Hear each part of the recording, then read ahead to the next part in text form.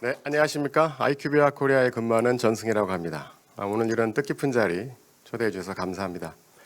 오늘 저는 코비드 팬데믹이 제약 또는 의약품 시장에 미치는 영향, 그것들을 포함한 전체 글로벌 제약 시장 동향에 대해서 말씀드리도록 하겠습니다.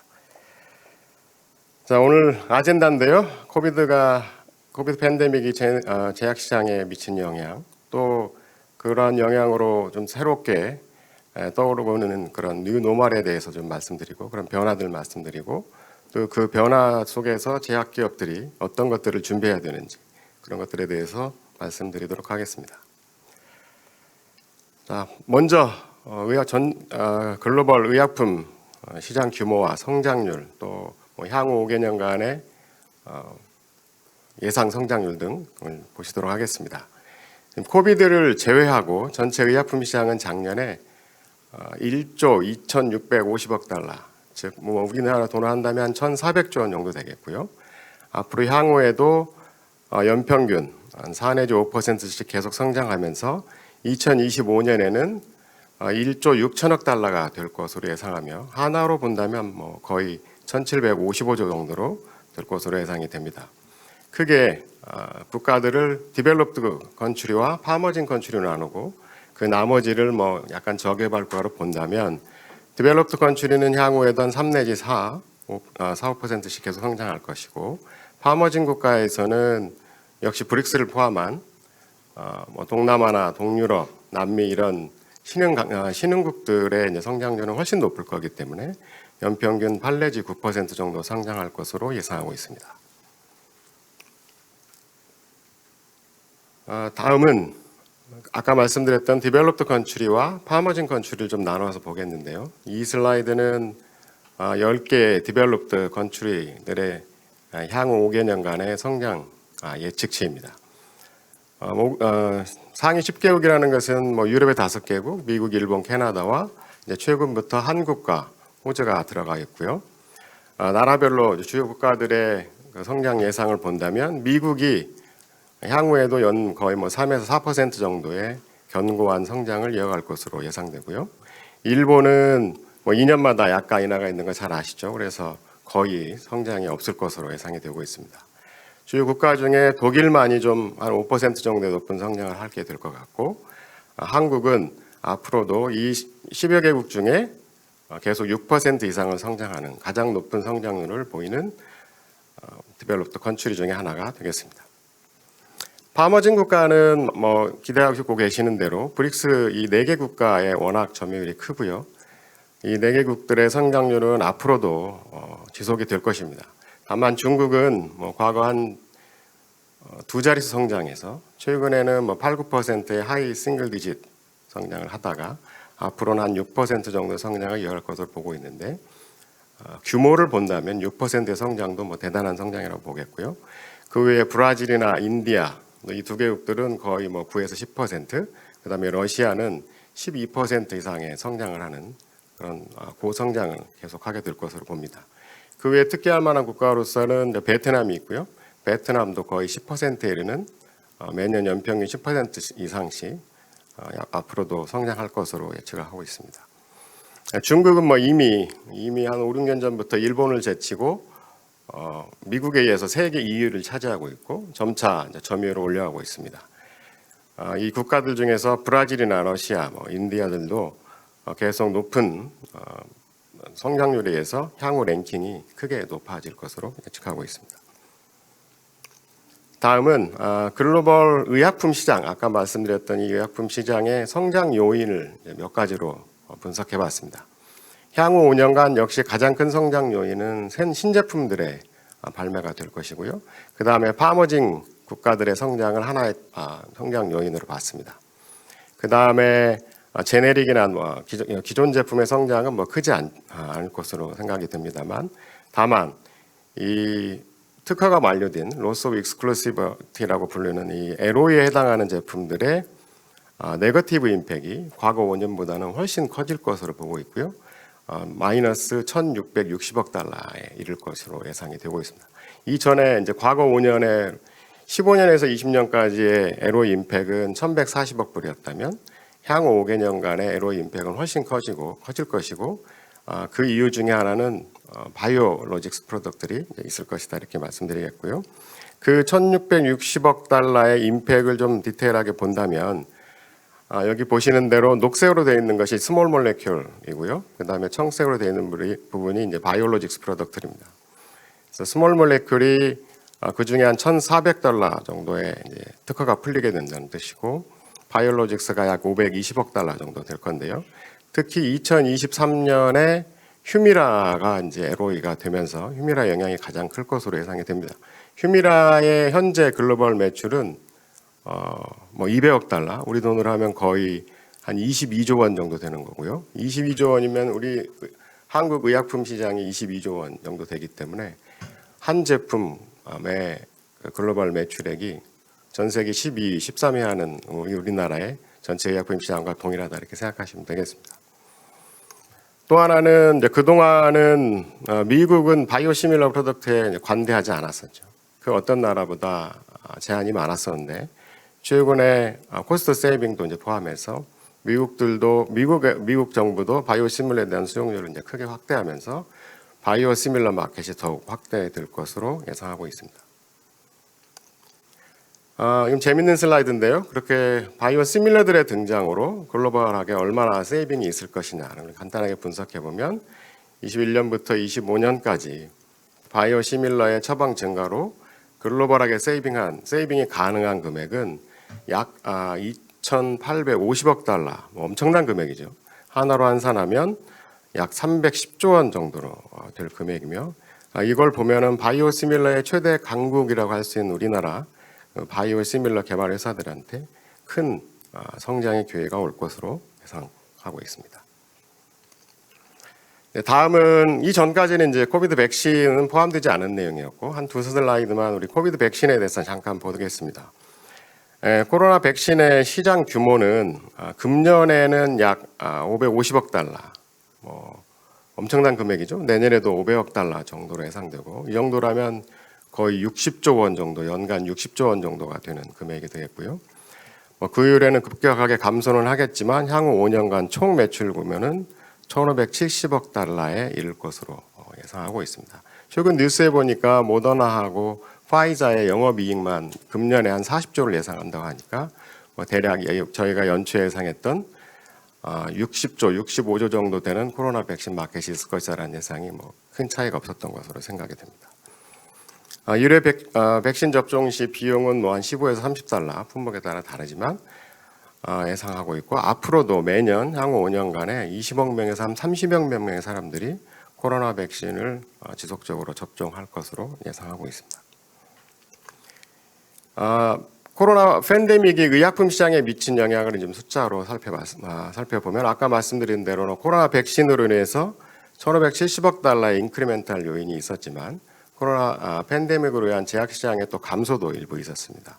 그 감소 금액을 예측해 보면 팬데믹 이전에 저희 IQVIA가 예상했던 그런 매출 대비 한 682억 달러가 감소했기 때문에 이 플러스 마이너스를 계산해 보면 의약품 시장에 대해서만은 오히려 한 880억 달러 정도의 증가 요인이 있었다고 보겠습니다. 다만 코비드 백신으로 인한 매출은 아주 극소수의 회사들에게만 집중되었기 때문에 그 회사를 제외한 나머지 대부분의 제약기업은 상당한 네거티브 임팩을 갖게 되었다, 이렇게 말할 수 있겠습니다.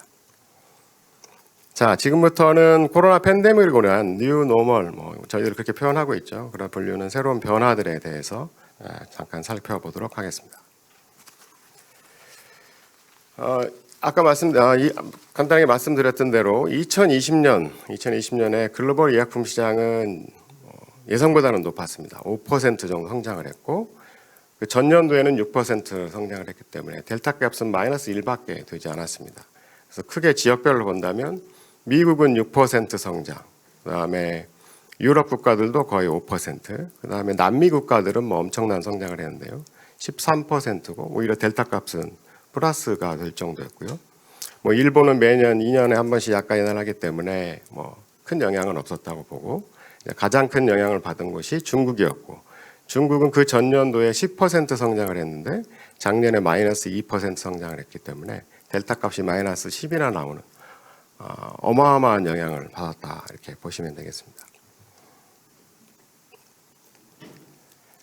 또한 팬데믹은 모든 국가의 GDP 성장률에도 큰 영향을 줬는데요. 미국, 일본, 유럽들 보시면 오른쪽에 나와 있는 대로 마이너스 2%, 3%, 마이너스 6% 가까운 영향을 주었고, GDP는 줄어들면서도 불구하고 헬스케어 스pen딩은 오히려 이제 크게 증가하는 것들을 보실 수 있습니다. GDP 대비 퍼센테이지가 거의 11%, 12%까지, 심지어 영국에서는 거의 30% 가까운 헬스케어 스pen딩 증가가 있었고요. 왼쪽에 있는 것들은 초록색, 그다음에 옐로우, 레드 이렇게 되어 있는데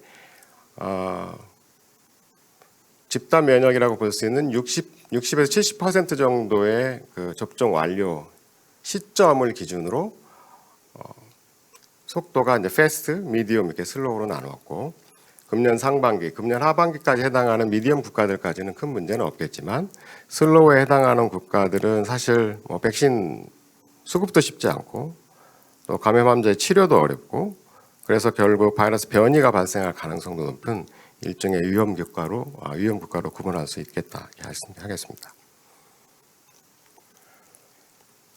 다음은 코로나 감염 환자가 이제 갖게 되는 다양한 동반 질환에 대해서 이제 설명을 했는데요. 코로나 감염 환자의 약 10% 정도는 롱 하울러라고 표현되는 장기간 후유증을 앓고 있는 환자가 되겠습니다. 특히 장기간 후유증을 앓는 환자 중에 감염 환자 중에 85% 정도는 CNS 관련 증상을 이제 경험하기도 했었고요.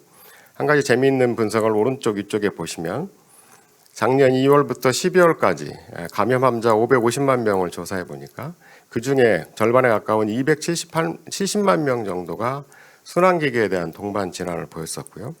이 270만 명 중에 210만 명은 원래 순환기계 기저 질환을 가지고 있었지만 이 새로운 60만 명은 코로나 감염으로 새로운 심근염이나 심부전이나 부정맥등 같은 다양한 형태의 순환기계 동반 질환을 보였다. 그래서 지금 감염이 되면 간단히 치료되고 끝나는 게 아니라 이러한 새로운 질환을 얻게 될 수도 있다는 것을 얘기하는 것입니다.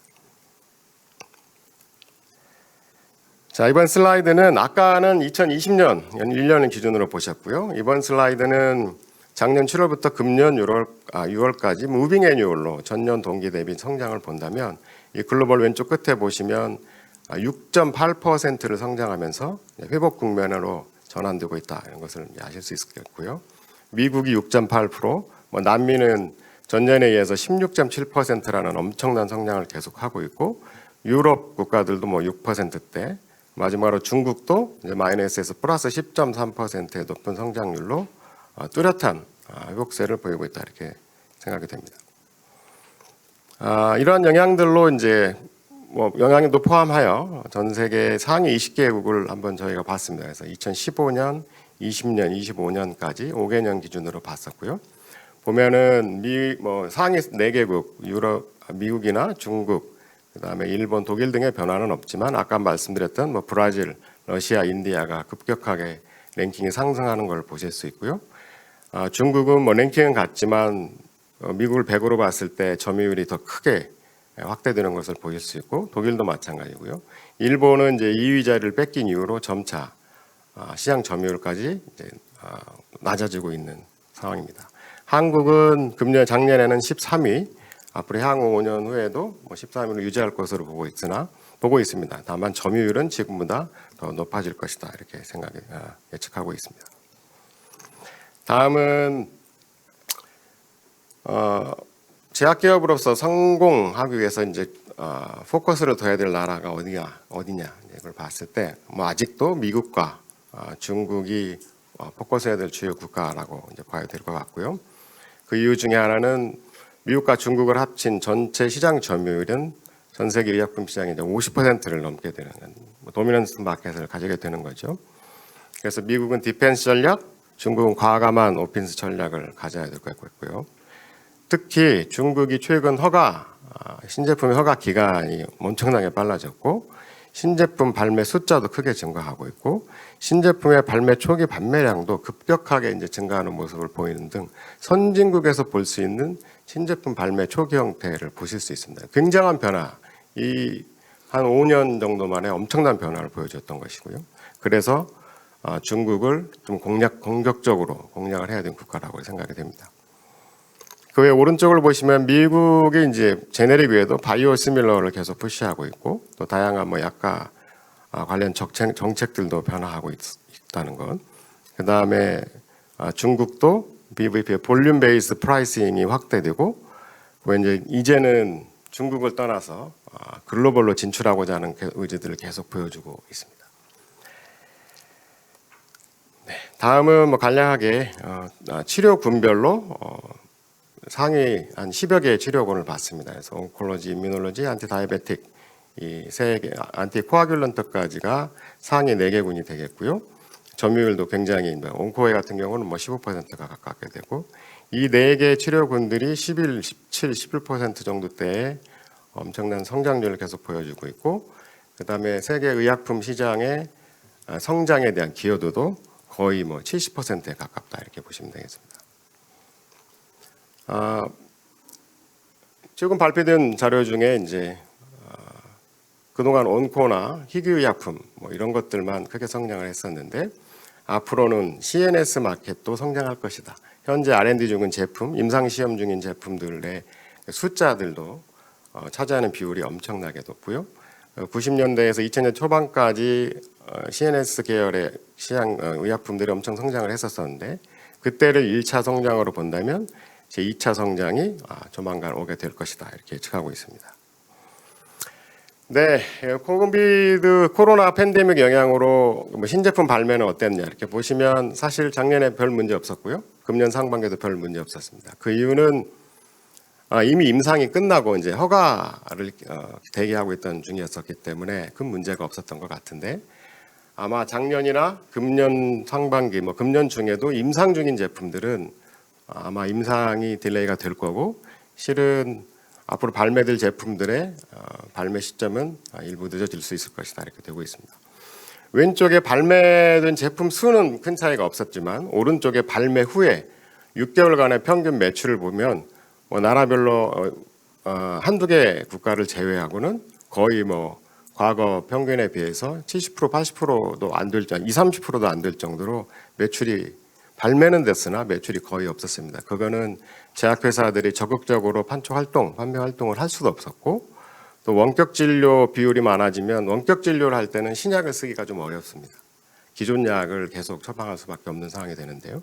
그런 것들이 영향을 줬을 것으로 생각이 됩니다. 그 다음에 영업 마케팅 활동을 보면 이제 대면이냐 비대면이냐 비율로 봤을 때 대면의 비율은 뭐 거의 절반 정도로 감소됐고 이미팅이나 또는 이메일링 또 웨비나와 같은 디테일링, 뭐 이메일링, 웨비나와 같은 이메일링, 이 미팅 등이 크게 증가했던 것을 보실 수 있습니다. 자, 마지막으로는 이러한 변화들에 대해서 제약기업들이 어떤 준비를 해야 될 것인가에 대해서 간단하게 말씀드리겠습니다. 제약기업들은 이제 크게 4가지의 도전에 직면하게 되는데요. 페이어들의 버짓, 그 다음에 앞으로도 지속적으로 왜 우리 약을 써야 되냐에 대한 에비던스를 지속적인 제공을 하지 않으면 판매 유지가 어려울 것이다. 또는 의약품의 밸류를 지속적으로 평가하고 그것들이 판매에도 영향을 줄 것이다. 약가를 뿐만 아니라 그 다음에 약가를 받는 것도 쉽지 않고 그리고 제네릭이나 바이오시밀러의 푸시가 더 강해질 것이다. 이렇게 되고 있고요.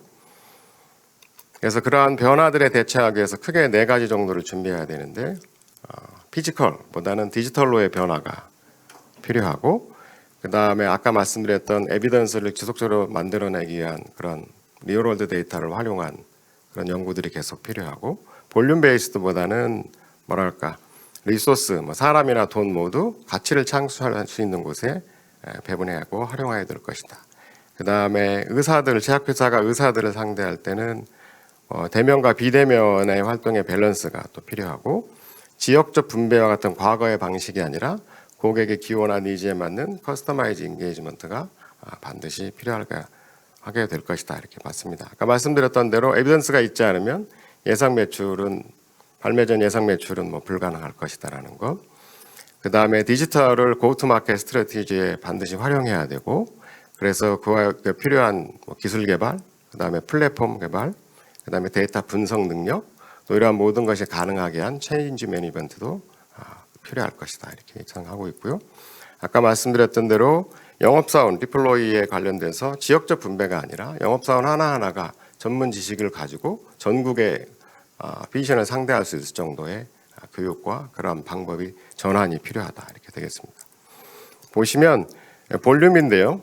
대면 방식은 거의 코로나 이전에 비하면 절반 정도, 그 다음에 리모트 인게이지먼트는 2배, 3배 정도 증가했던 것을 이제 보실 수 있습니다.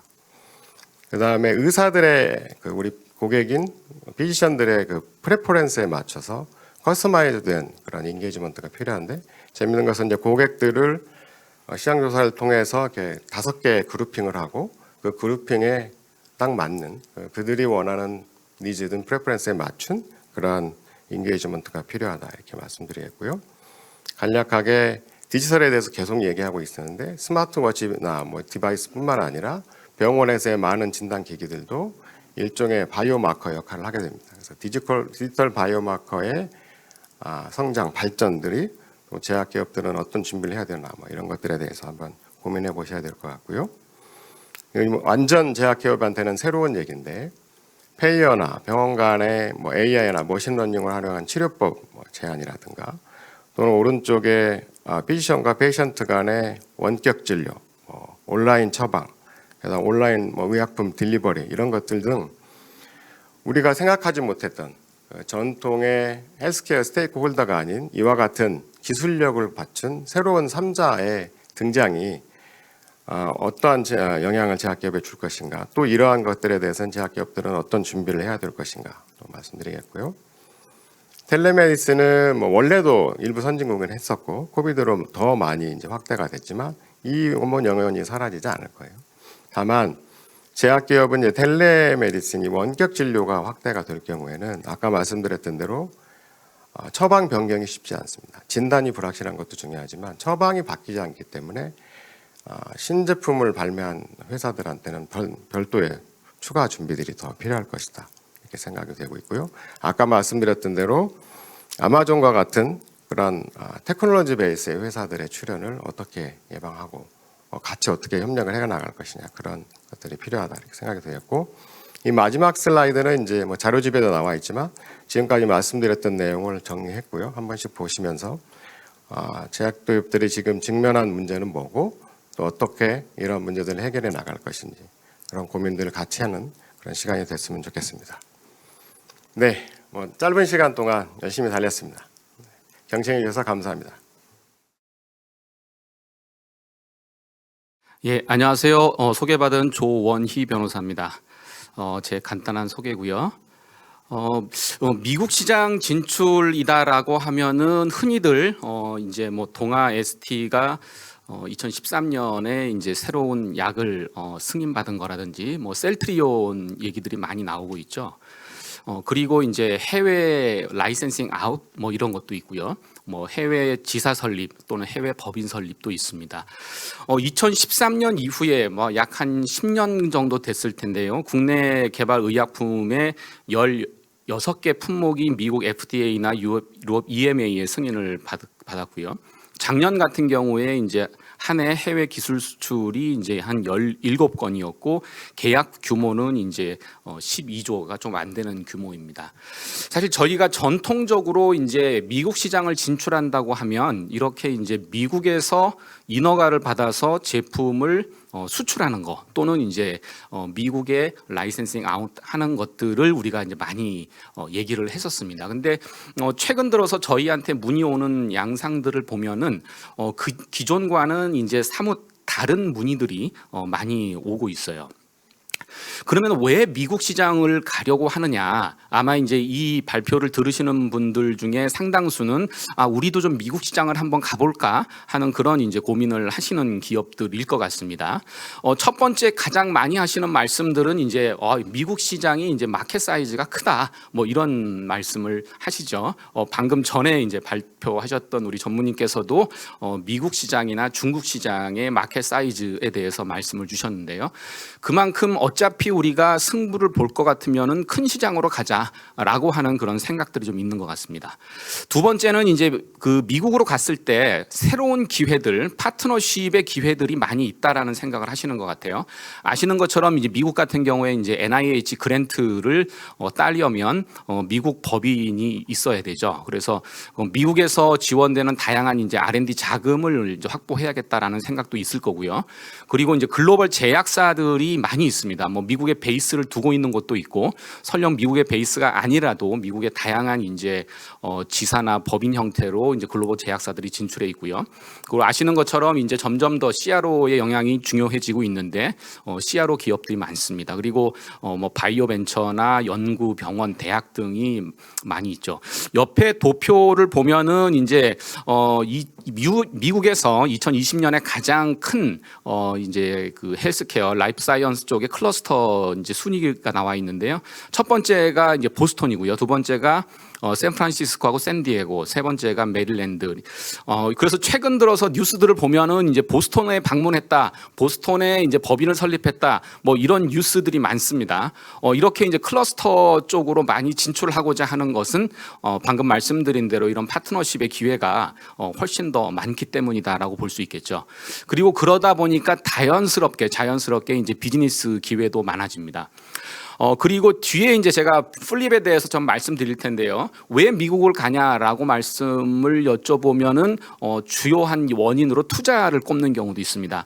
물론 이제 한국에서 현재 바이오 쪽의 투자 규모가 많이 커졌어요. 그래서 뭐 어떤 분들은 예전하고 달리 오히려 이제 한국의 바이오 쪽 투자 규모가 미국보다 클 수도 있다. 뭐 이런 말씀도 하시기는 하지만 저희가 이제 실물을 보면은 아무래도 미국에서의 투자 규모가 크다 보니까 우리 어차피 뭐 투자 받을 것 같으면은 차라리 미국 가서 투자 받겠다. 뭐 이런 이제 얘기도 많이 하시고요. 그 다음에 이제 미국에서 탤런트 애퀴지션, 좋은 이제 인재들이 많이 있기 때문에, 특히 클러스터 지역에 좋은 인재들이 많기 때문에 미국을 갖겠다라고 하는 말씀들을 하십니다. 그래서 이런 이제 이유들이 많은 기업들이 이제 미국을 찾게 되는 거고요. 뭐 이거는 약간 좀 생뚱맞을 수는 있는데, 정부에서 이제 제약산업 육성 종합계획을 발표한 적이 있는데, 그 중에 4대 목표 중에 하나가 이제 수출 지원이고요. 그 중에 중요하게 이제 추진 전략으로 삼았던 게 이 제약 기업들의 수출 역량을 어떻게 향상시킬 거냐, 그리고 이제 현지 제약 시장의 진입을 어떻게 활성화할 거냐. 사실 저희가 이제 오늘 얘기하고자 하는 이 얘기들입니다. 수출 역량의 향상이라는 거는 뭐 이런 시설 고도화도 있지만, 결국은 해외 제약 전문가들하고의 네트워크들을 우리가 어떻게 만들어낼 거냐, 그리고 이제 해외 진출을 어떻게 다양화해 갈 거냐, 그리고 이제 파트너링을 어떻게 할 거냐, 해외 거점을 어떻게 만들어 갈 거냐. 사실은 이 내용이 저희가 오늘 같이 얘기해 볼 내용이기도 하고요. 그런 점에서 보면은 결국은 우리 이제 기업들이 현재 목표하는 것들이 또 정부에서 나름대로 정책 방향으로 제시하고 있는 것과도 어느 정도 일치한다라고 볼 수 있습니다. 미국 시장 진출의 유형을 보면 1, 2, 3번은 뭐 전통적인 유형이라고 볼 수 있습니다. 의약품 수출하는 거 아까 말씀드렸죠. 그래서 뭐 FDA 승인을 받아서 미국에 이제 의약품을 수출하는 경우가 있고, 또 라이센스 아웃, 뭐 이거 전통적으로 많이 해온 거고 앞으로도 점점 더 많아질 거라고 생각됩니다. 예전에 제가 이제 뭐 이쪽 업무를 한 지는 이제 20년이 좀 넘었는데, 사실은 초창기만 해도 라이센스 인이 많았어요. 라이센스 인이 많았는데 요즘은 거의 뭐 한 80% 이상은 라이센스 아웃 계약을 보는 것 같습니다. 그만큼 라이센스라고 하는 것만 보더라도 이제 해외 시장 진출이 그만큼 많이 늘어났다라고 볼 수 있죠. 그리고 3번은 뭐 지금 정말 다반사로 진행되는 일입니다. 그래서 우리나라 기업들이 미국 시장에 진출하겠다라고 하면 뭐 당연히 미국 내 임상도 있어야 되고요. 또 공동 연구도 필요하고, 그래서 다양한 형식의 이제 계약들이 진행되고 있습니다. 근데 오늘 조금 더 집중해서 말씀드리려고 하는 거는 4, 5, 6번이에요. 그래서 미국 기업을 인수한다. 그러니까 미국 시장을 진출할 때 내가 직접 가는 경우도 있지만 미국에 있는 기업의 지분을 인수한다든지 또는 미국에 있는 기업의 특허나 IP를 인수한다든지 아니면 미국 기업이 가지고 있는 공장이나 설비를 인수하는 방식으로 미국에 진출하는 경우도 있고요. 다섯 번째로는 이제 미국 내 법인 설립하는 경우죠. 그러니까 뭐 직접 내가 100% 자회사를 설립하는 경우도 있을 수 있고요. 아니면은 우리가 직접 자회사를 설립하기에는 우리가 시장을 잘 모르는 것 같다라고 하면은 이제 미국에 있는 기업과 저희가 조인트 벤처를 하는 경우도 있습니다. 6번은 플립인데 플립은 사실은 전통 이런 제약 쪽에서는 생소한 용어이실 것 같아요. 주로 이제 한국에 있는 바이오 벤처들이 이제 한국에서 이제 개발을 하다가 우리 이제 미국으로 가볼까 해서 아예 본사를 미국으로 이제 옮기는 그런 경우를 우리가 보통 플립이라고 하는데요. 이 내용도 뒤에서 잠깐 설명드려 보겠습니다. 자, 그러면 이제 라이센싱 아웃이라는 게 사실은 지금 우리가 해외로 나간다고 할 때 가장 큰 옵션이기도 하고 그리고 이제 대부분의 제약사 또는 바이오 벤처들이 목표로 하고 있는 내용이기도 합니다. 제일 고민스러운 거는 라이센싱 아웃을 언제 해야 되냐라고 하는 그런 질문도 많이 하시고요. 그런 것들을 제일 많이 고민하시는 것 같아요. 옆에 있는 도표를 보면은 이제 파란색은 이제 개발하는 회사 쪽에서 우리는 이때쯤이면은 라이센싱 아웃을 하고 싶다라고 하는 이제 비율이고요.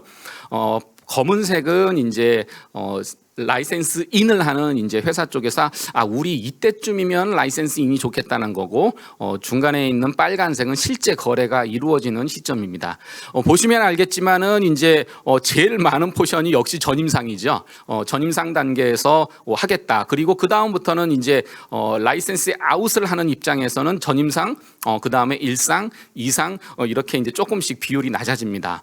근데 실제 빨간색을 보면 라이센싱이 이루어지는 시점을 보면 전임상이 많지만은 실제 이제 시장에 진입된 단계에서도 많고요. 그리고 오히려 1상보다도 2상이 많고 또 1상보다도 오히려 3상이 많은 그런 상황입니다. 그래서 이런 트렌드를 보면은 실제로 내가 라이센스를 아웃을 하겠다고 하는 시점은 이제 조금 이른 시점이지만 실제 이제 트랜잭션이 일어나는 시점은 조금 뒤에 이뤄진다는 거죠. 이거는 사실 저희가 어떤 고민을 해봐야 되냐면 저희가 미리 이제 라이센스 아웃을 준비는 하지만 계약 과정에서 특히 실사 과정에서 이러이러한 부분이 부족하다 또는 이런 것만 가지고는 사실은 라이센스 아웃을 하기 어렵다라고 하는 피드백을 받는 경우들이 종종 있다는 거죠.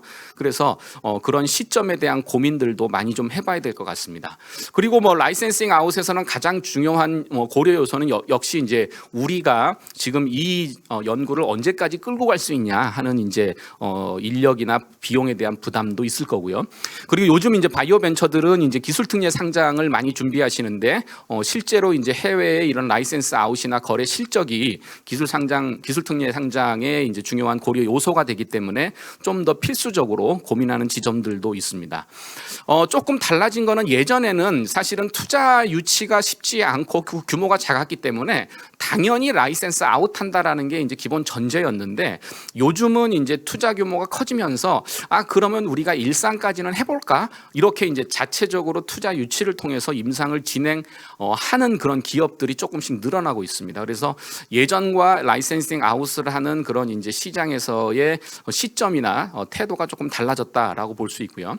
그리고 예전과 조금 다른 거는 이제 회사가 조금 더 이제 구조적인 고민을 한다는 거죠. 예를 들어서 우리가 파이프라인이 한 개가 있다라고 하면은 뭐 우리가 직접 할 수 있겠지만은 우리가 파이프라인이 여러 개가 있다라고 하면은 이 파이프라인을 뭐 자회사마다 별도로 이제 만들어서 투자도 자회사로 별도로 받고 해서 일종의 지주회사 자회사 구조를 가져간다든지 그래서 예전의 라이센싱 아웃보다는 조금 더 복잡한 구조의 이제 회사 구조를 가지고 라이센싱 아웃하는 경우도 늘어나고 있습니다.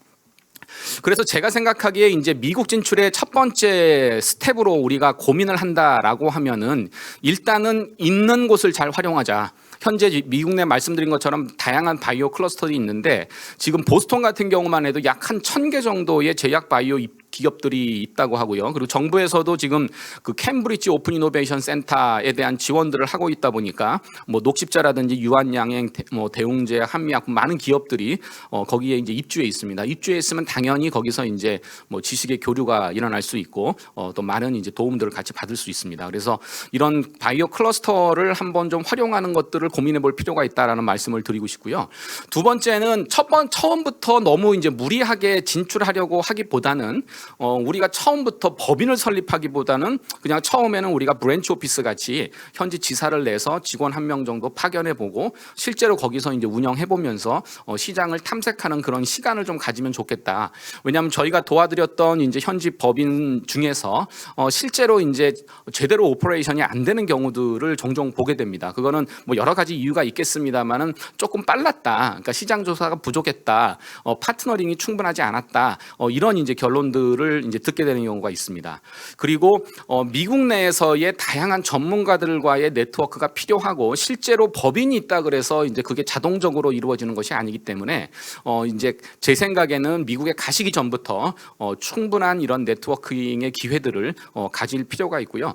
그리고 지금 우리나라 정부도 마찬가지고 미국 정부도 마찬가지고 다양한 이런 정부나 공공기관의 지원 프로그램들이 있습니다. 그래서 가시기 전에 이런 프로그램들을 지금 어떻게 우리가 좀 활용할 수 있을지 이런 부분도 좀 현실적으로 고민이 좀 필요한 지점입니다.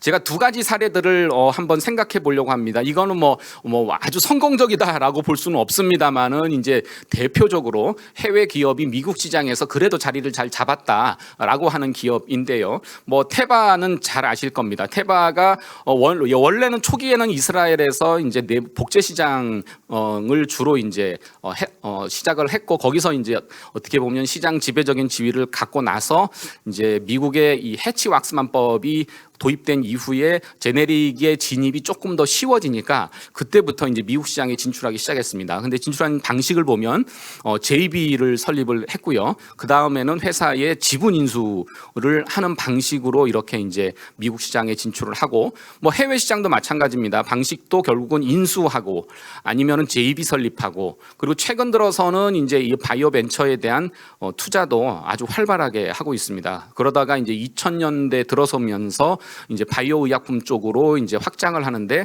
그 확장하는 방식도 보면은 이제 기업 인수를 통해서 많이 이루어졌죠. 그래서 결국은 이제 이 테바 같은 경우에 미국 시장에 잘 안착할 수 있었던 원인이 뭐냐라고 보면은 일단은 이제 내수 시장에서 어느 정도의 규모의 경제와 경험을 쌓았다는 거고요. 그 다음에 미국 시장을 진출할 때 뭐 독자적으로 진출해서 거기서 이제 하나하나 시작하기보다는 이런 조인 벤처라든지 지분 인수를 통해서 이제 시장을 공략했다는 거, 그리고 그 이후부터는 조금 더 적극적으로 다른 해외나 바이오 의약품 새로운 시장을 진출했다는 거. 여기서 우리가 좀 고민해 볼 수 있는 게 결국은 시장을 진출하는 것에서 더 나가서 시장에서 자리를 잡기 위해서는 결국은 현지화 또는 현지 기업과의 이런 콜라보레이션이 좀 필수적이다라는 고민을 해볼 수 있습니다. 이 썬파마 같은 경우도 사실 마찬가지 비슷하죠. 인도 기업이 이제 미국에 자리를 잡게 됐는데 여기도 결국은 인도에서 이제 만성질환 분야에서 내수 시장 1등을 한 다음에 그 이후에 이제 해외 시장을 진출하게 되는데 여기도 이제 미국에 있는 다양한 기업들 또는 이제 생산 공장들 뭐 이런 것들을 인수를 하게 됩니다. 근데 재밌는 거는 이제 이 회사는 뭐 아주 튼튼한 기업을 인수한 게 아니라 이제 예컨대 파산 직전에 있다든지 그러니까 뭔가 문제 있는 기업들을 인수해서 이것들을 정상화하는 그런 노력들을 해왔습니다. 아마 이제 이쪽에 나름대로의 이제 노하우들이 있었던 것 같아요. 그리고 특히 이제 피부과나 안과 등 이런 이제 특화 시장 이 니치마켓 시장을 잘 공략해서 거기서 이제 기업들을 인수하고 그걸 통해서 이제 미국 내 시장에 조금 더 본격적으로 들어간 것을 볼 수 있습니다. 그래서 결국 이 회사도 보면은 이제 기존에 있는 기업들을 인수하고 이것을 흑자 전환시키고 그리고 이제 경영권이라든지 IP 라이센스 이런 것들을 인수하고 그 다음에 피부과 안과라든지 이 니치마켓을 이제 공략했다라는 점이 이제 시장 진출을 했다. 했던 방법이었습니다. 그래서 우리나라 같은 경우도 지금 단계를 보면은 아직은 이제 해외에 뭐 제약사를 인수한다, 조인트 벤처를 한다라고 하는 것이 그렇게 많지는 않습니다. 그렇지만 만약에 우리가 미국 시장에 이제 진출을 했고 그 다음 넥스트 스텝을 생각해 본다라고 하면 결국은 이제 기업 인수나 시설 인수라든지 IP 인수는 어느 정도는 좀 필수적이다라는 생각이 좀 듭니다. 자, 우리나라 기업이 이제 회사를 인수하기 전에 그 전 단계로 많이 고민하는 부분들이 이제 조인 벤처예요. 근데 조인 벤처를 하는 것에 대해서 많은 두려움도 있으시고 걱정도 있습니다. 물론 저희도 조인 벤처를 하고 나면은 이게 깨지는 경우를 많이 보기 때문에 늘 조인 벤처 할 때는 이런 이제 교착 상태라든지 이런 경우에 대한 조언을 드리는데요. 조인트 벤처를 저는 이제 노란색으로 표시했지만은 조금 더 적극적으로 한번 생각해 볼 수 있겠다. 왜냐하면 리스크를 최소화하면서 현지 시장을 경험해 볼 수 있는 기회가 되기 때문에요. 그래서 결국은 조인 벤처를 내가 고려한다라고 하면 과연 각사의 강점을 통해서 우리가 어떤 시너지를 도출할 수 있을까 하는 그 방향성이 좀 분명해야 될 것 같고요.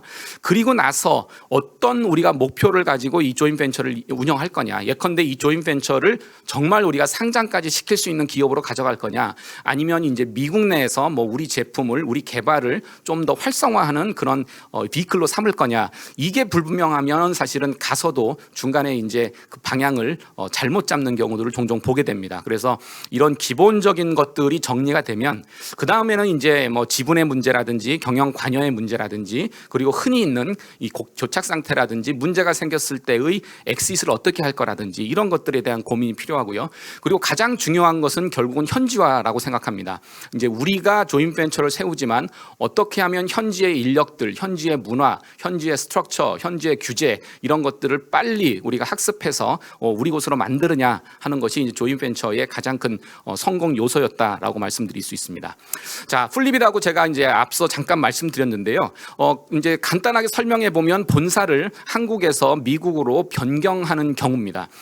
해외 진출하는 바이오 벤처들이 많습니다. 근데 저희가 자문하는 곳들도 보면 한국에 본사가 있고 보스턴에 이제 현지 법인이 있는데 현지 법인이 엄청나게 규모 있게 활동하는 경우도 있고요. 역으로 우리는 아예 그냥 본사를 미국에 세우겠다라고 해서 미국에 본사가 있고 한국에 이제 현지 법인을 오히려 세워서 한국에서 R&D가 많이 이루어지는 회사도 있습니다. 근데 플립이라는 건 뭐냐면 한국에서 일단 시자도 했고 투자도 받았어요. 근데 보니까 우리 정도의 이제 캡하면은 미국 시장 진출할 수 있겠다라고 해서 이제 미국 시장으로 본사를 옮겨서 이제 현재 가지고 있는 한국 시장은 미국 본사의 자회사로 만드는 이런 경우를 저희가 이제 플립이라고 합니다. 저희가 최근에 이제 예전에는 저희가 보통은 IT라든지 뭐 이런 분야에서 플립들을 많이 해왔는데 최근에 이제 바이오 쪽의 플립에 대한 요청도 늘고 있고 저희도 현재 지금 2건의 바이오 벤처 플립을 진행을 하고 있습니다. 그래서 여기서 이제 가장 중요한 것은 이제 어느 법인이 어떤 롤을 할 건지 그리고 우리가 향후에 이제 엑시트를 한다, 뭐 IPO를 한다든지 M&A를 할 때 어느 법인을 대상으로 할 건지 미국 법인을 낙스닥에 상장할 건지 아니면 우리나라 법인을 한국의 코스피나 코스닥에 상장할 건지 하는 부분에 대해서는 고민이 좀 필요합니다. 그리고 뭐 시간 관계상 많은 것들을 말씀할 수 없지만은 플립에 있어서 가장 어려운 점은 사실은 텍스입니다. 왜냐하면 이제 회사의 주식을 미국으로 옮기다 보니까 이제 양도소득 라든지 이런 이슈가 있기 때문에 만약에 플립이라는 방식을 통해서 이제 해외 진출을 고려한다면 가급적이면 조금 이른 시점에 하는 것이 가능하고 훨씬 더 현실적이다라고 말씀을 드릴 수 있고요. 그리고 저희가 플립을 했다가 다시 돌아오는 경우에 대한 자문도 여러 번 했습니다. 그만큼 미국 시장이 쉽지 않다는 거죠. 그래서 아까 말씀드린 가시기 전에 그런 시장 조사나 이런 것들을 충분히 해주셨으면 하는 말씀을 드립니다. 자, 결론을 말씀드립니다. 먼저 미국 시장을 내가 가겠다라고 하면 일단은 첫 번째 목표가 분명해야 됩니다. 우리가 왜 미국 시장을 가려고 하는가? 시장이 필요한가? 자금이 필요한가? 파트너이 필요한가? 그래서 목표를 분명하게 설정하고요. 진출 준비는 미국에 가서 하는 게 아니라 지금부터 합니다. 그래서 미국에서 할 수 있는 준비 그리고 국내에서 할 수 있는 준비가 충분하기 때문에 이런 것들에 대한 준비를 철저히 하시고 그 다음에 이제 진출 계획을 세울 때 가급적이면 조금 더 스테이지 바이 스테이지 단계적 접근을 하는 게 좀 안전하다라는 말씀을 드리고 있고요. 그리고 이제 향후에 우리가 중장기적인 전망으로는 해외 법인을 인수한다든지 아니면 M&A를 한다든지 하는 적극적인 시장 진출도 저희가 고려해 볼 필요가 있겠다 싶습니다. 지금 짧게 이제 미국 시장 진출 전략에 대해서 말씀드렸고요. 지금 워낙 많은 기업들이 미국 시장을 두드리고 있기 때문에 많은 정보들이 또 많이 공유되고 있습니다. 이런 것들을 통해서 안전하게 그리고 효율적으로 진출 전략을 세우시면 좋을 것 같습니다. 발표는 이상으로 마치겠습니다. 감사합니다. 안녕하세요. SK주 바이오투자센터 제약그룹의 김기일 그룹장입니다. 저는 SK의 글로벌 시장 진출 사례 2개를 소개해드리고자 합니다. 첫 번째 사례는 SK바이오팜의 사례고요. SK바이오팜은 20년 이상 축적된 CNS 분야의 기초 연구 역량을 기반으로 국내 제약사 중 최초로 혁신 신약의 독자 개발 및 상업화에 성공을 하게 됩니다. 이로 인해서 글로벌 탑 100 신규 진입한 유일한 CNS 이머징 회사로 등극을 하게 되는데요.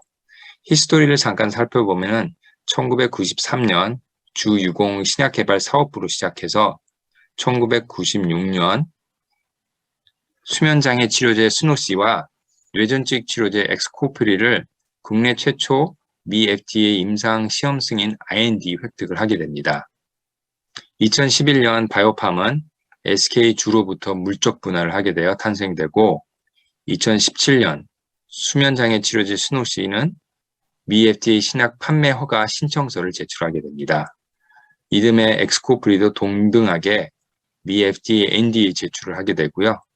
2019년 스노시와 엑스코프리는 미 FDA 신약 판매 허가를 획득하게 됩니다. 그리고 2020년 엑스코프리가 드디어 미국에 출시가 되게 됩니다. SK바이오팜은 글로벌하게 3개 법인을 설립하여 운영을 하고 있습니다. 한국 본사는 신약 후보물질 발굴, 전시험 단계 연구 및 아시아 임상 개발에 힘을 쓰고 있고요. 미국 뉴저지 법인은 글로벌 임상 개발 및 마케팅을 하고 있습니다. 그리고 중국 상해 법인은 중국 내 인허가의 업무를 수행을 하고 있습니다. 바이오팜의 미국 사업 전략은 크게 3단계로 나눠집니다. 2011년부터 2017년까지 미 사업 기반 구축에 힘을 써왔고요. 2018년부터 2020년까지는 2개 선두 제품 엑스코프리와 스노시를 앞세워 미 시장 경쟁력을 확보를 하고 있습니다. 그리고 이후부터 글로벌 사업 확장을 하게 되는데 각 지역별로 특화된 파트너십을 통해서 진행을 하고 있습니다.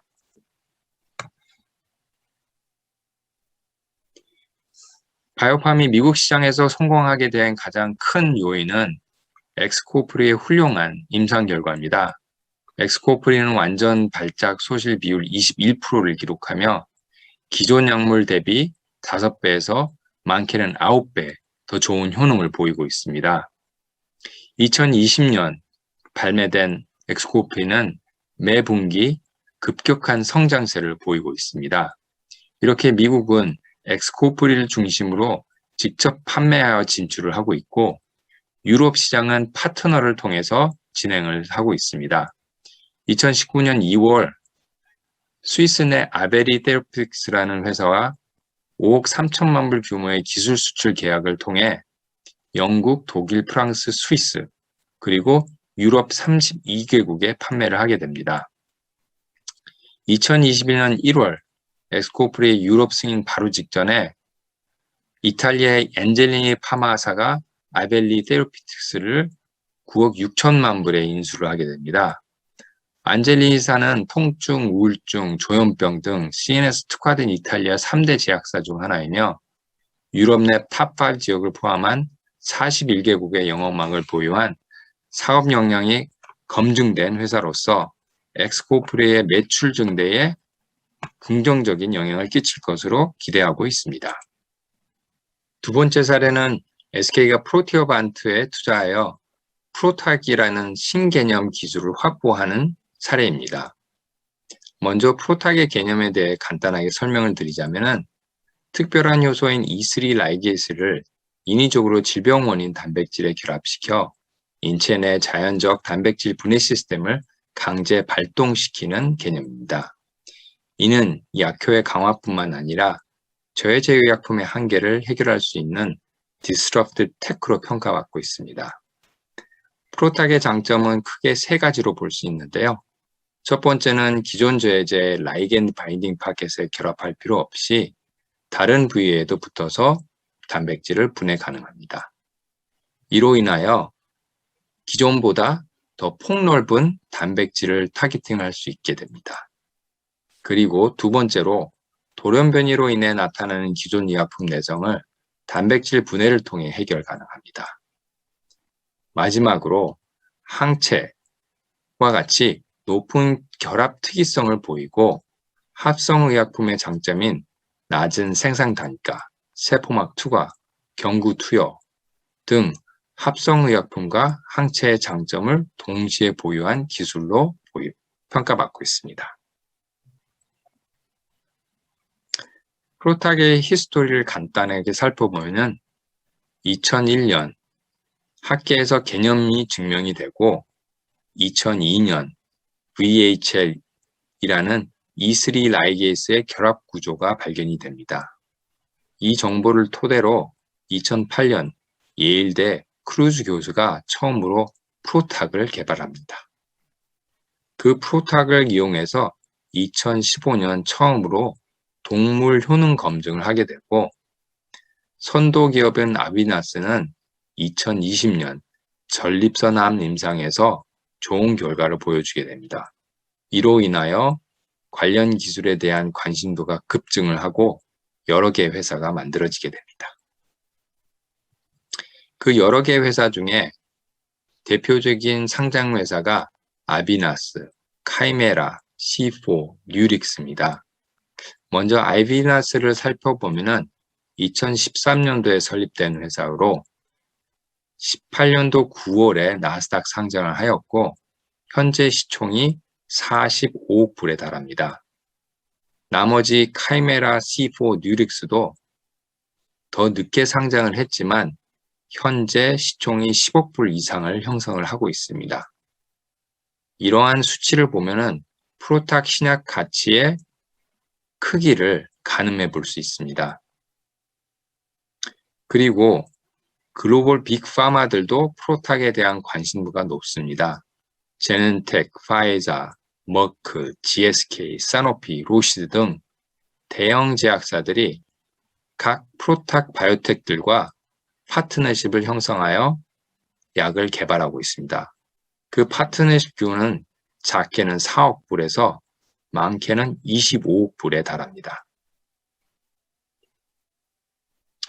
프로탁 신약 개발의 성공 요소는 크게 세 가지로 볼 수 있습니다.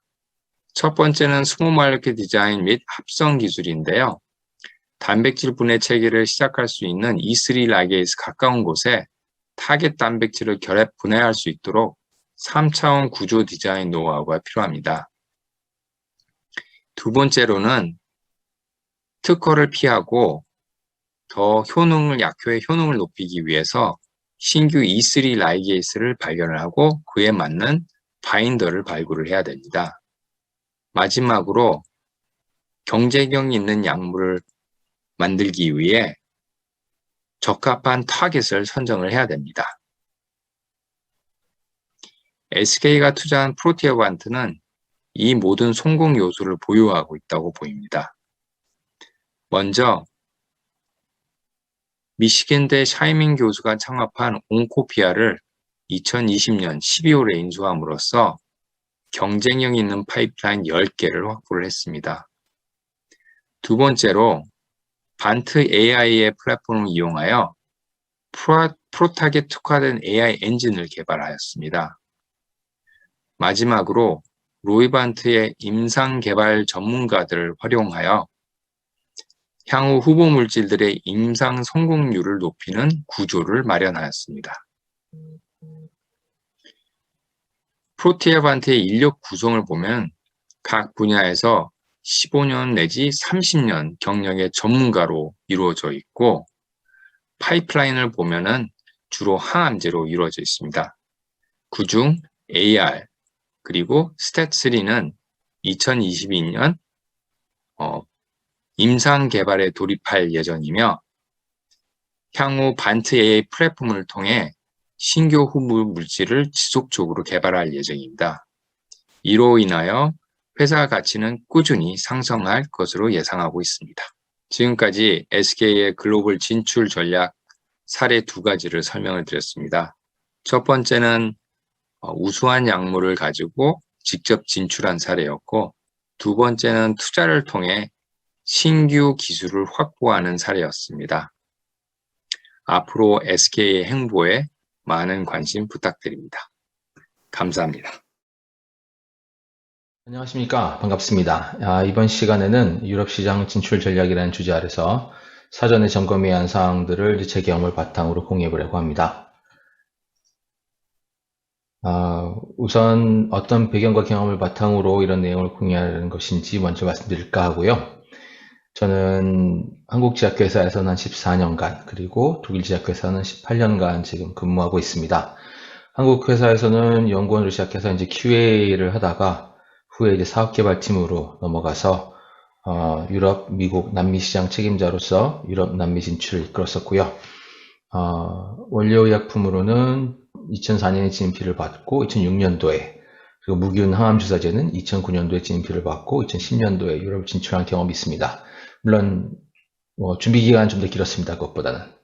그리고 지금 현재 독일 회사에서는 헤드 프로덕션으로 이제 생산본부장으로서 생산 부문의 관리 및 승인 같은 것들 모두 담당하고 있고요. 또한 완제품 CMO라든가 이런 부분들의 어떤 GMP 감사도 실시하고 있습니다. 그리고 또 저희 회사가 2016년도에 완공한 항암주사제 공장과 거기에 들어가는 무균 주사제 로보틱 필링 라인 아이솔레이터도 디자인을 해서 또 ISP 발표도 한 2번 정도 할 기회가 있었습니다. 여하튼 그러므로 이번 발표 자료는 제가 경험한 제네릭 항암제, 특히 이제 원료의약품과 완제품에 대해서 개발, 생산, 허가, 품질 분석, GMP, 사업 개발 등의 경험을 바탕으로 전달드린 것이 되겠습니다. 지금 근무하는 제가 근무하는 회사가 아큐비다 게임베하라는 항암제 전문 회사입니다. 근데 이 자료는 이미 받으셨기 때문에 모두 설명하지는 않겠고요. 이제 여기 나와 있는 모든 부분들을 수행하고 있는 회사라고 알려드리고 싶고, 또한 저희 자체 무균 항암 주사제 공장과 독일에 있는, 그리고 이제 11개 정도의 완제 CMO를 활용하여 유럽 사업을 하고 있는 독일 회사라고 아시면 되겠습니다. 또 아래와 같이 2016년도에는 Best Oncology Product Provider 유럽으로 수상을 한번 받았었고요.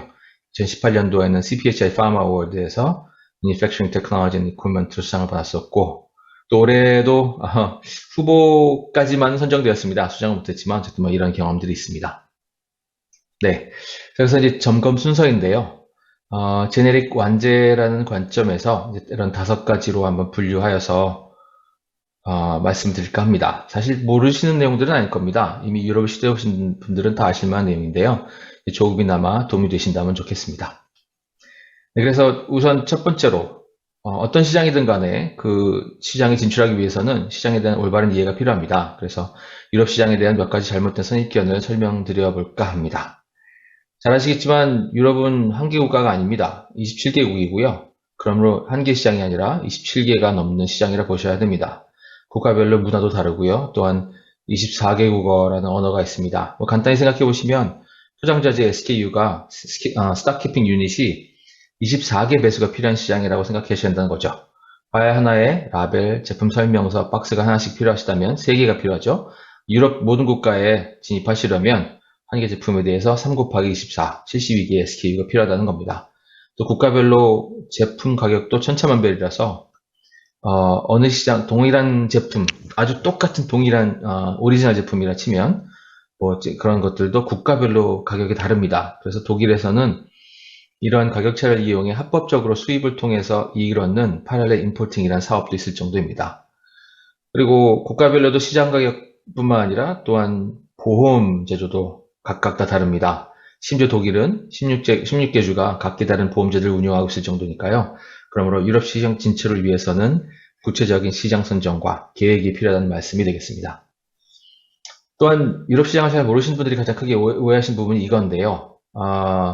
진입장벽이 높으니 유럽 시장 가격이 더 높을 거라 오해하신 분들이 많습니다. 근데 실제로 유럽 시장 판매 가격은 한국 시장 판매 가격보다 훨씬 낮습니다. 심지어 유럽 5대 국가, 독일, 프랑스, 영국, 이탈리, 스페인의 경우에는 아주 낮습니다.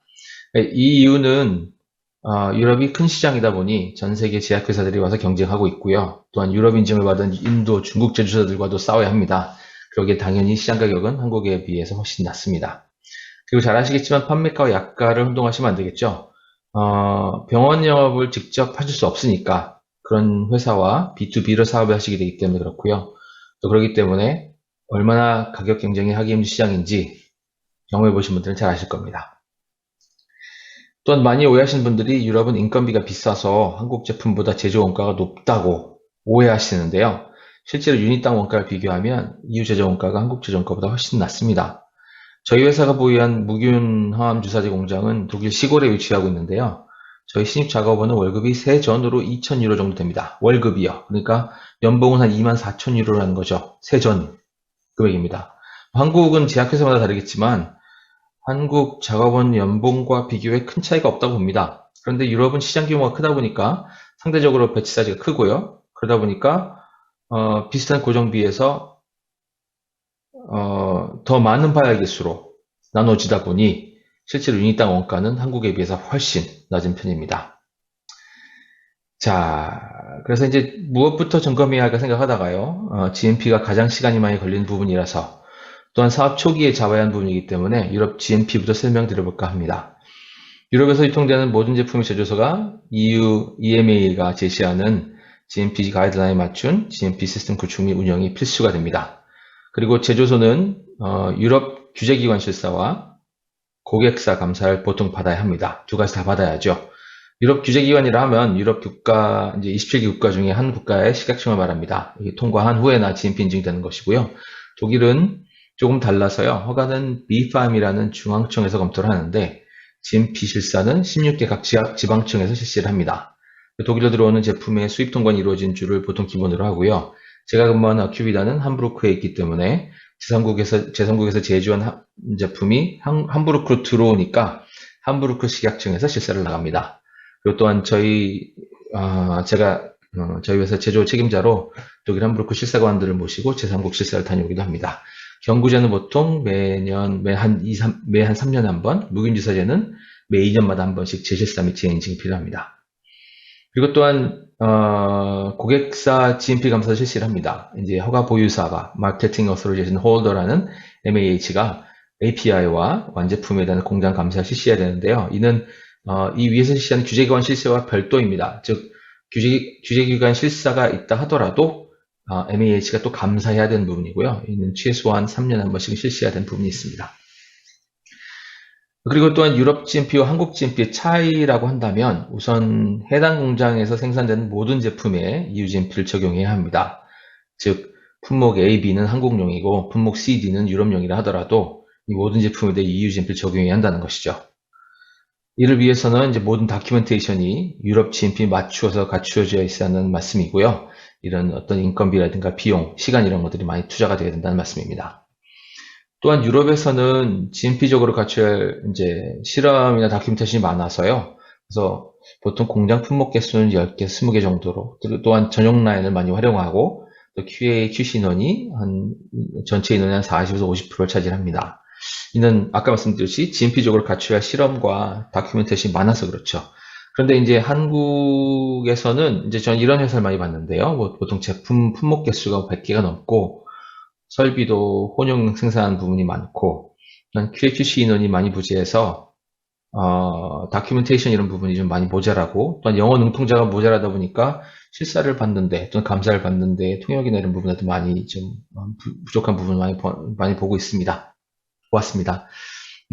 이는 이제 여러 가지 GMP적 문제를 발생시키고요. 이런 요인들로 인해서 제대로 EU GMP 적용이 안 되면 GMP 인증이 안 되겠죠. GMP 인증이 안 될 경우에는 해당 공장에서 나온 어떤 제품도 유럽으로 갈 수가 없습니다. 그러므로 지금 보유하신 현 공장의 GMP 갭 분석이 필수가 되겠습니다. GMP 인증 혜택을 잠깐 말씀드리면 이제 유럽 진입 가능성의 첫 단추죠, 당연히. 그리고 메나 지역에서는 국가식약청 실사를 면제받기도 하고요. 또 베트남 등 동남아 지역에서는 허가 및 가격 설정에 유리한 고지를 차지하기도 합니다.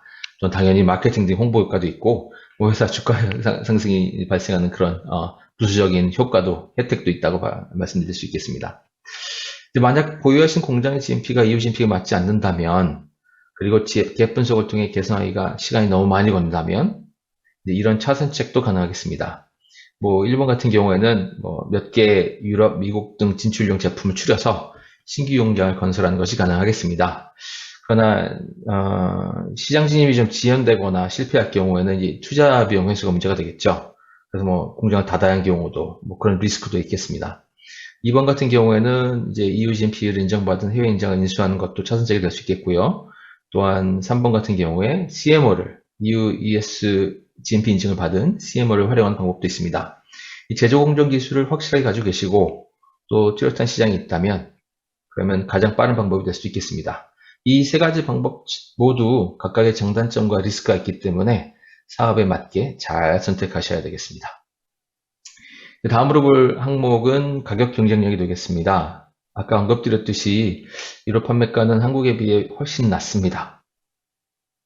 그러므로 유럽 시장용 계산법을 통해서 정말 경쟁력이 있는지를 우선 검토해 봐야 됩니다. 항암제의 경우 한국 대비 10배라고 말씀을 드린 것은 이제 바열 개수 등의 물량 유닛을 말씀드린 거고요. 그리고 또 제가 프리뷰로 느낀 것을 경험한 내용을 바탕으로 말씀드린 거라 하겠습니다. 우선 유럽 진출 가격을 계산하시려면 늘어날 생산 물량을 바탕으로 재계산해 보셔야 합니다. 그렇지 않으면 아예 가격 경쟁력이 안 되거든요. 물론 이를 좀 더 세부적으로 계산하기 위해서는 어느 정도 시장 상황이 파악한 시점이셔야 하겠지만 이 시점에서는 현재 공장 상황을 바탕으로 물량이 늘어났을 때 과연 유럽 시장에서 경쟁할 수 있을까를 계산해 보신 단계라고 보면 되겠습니다. 여기서 보시면 고정비는 거의 변화가 없기 때문에 변동비는 배치수에 따라 늘어난다고 했을 때 이제 고정비를 100으로 감안하면 배치를 10배치 생산할 때보다 20배치 생산할 때 아마도 고정비가 분산이 되는 효과를 가져가게 됩니다.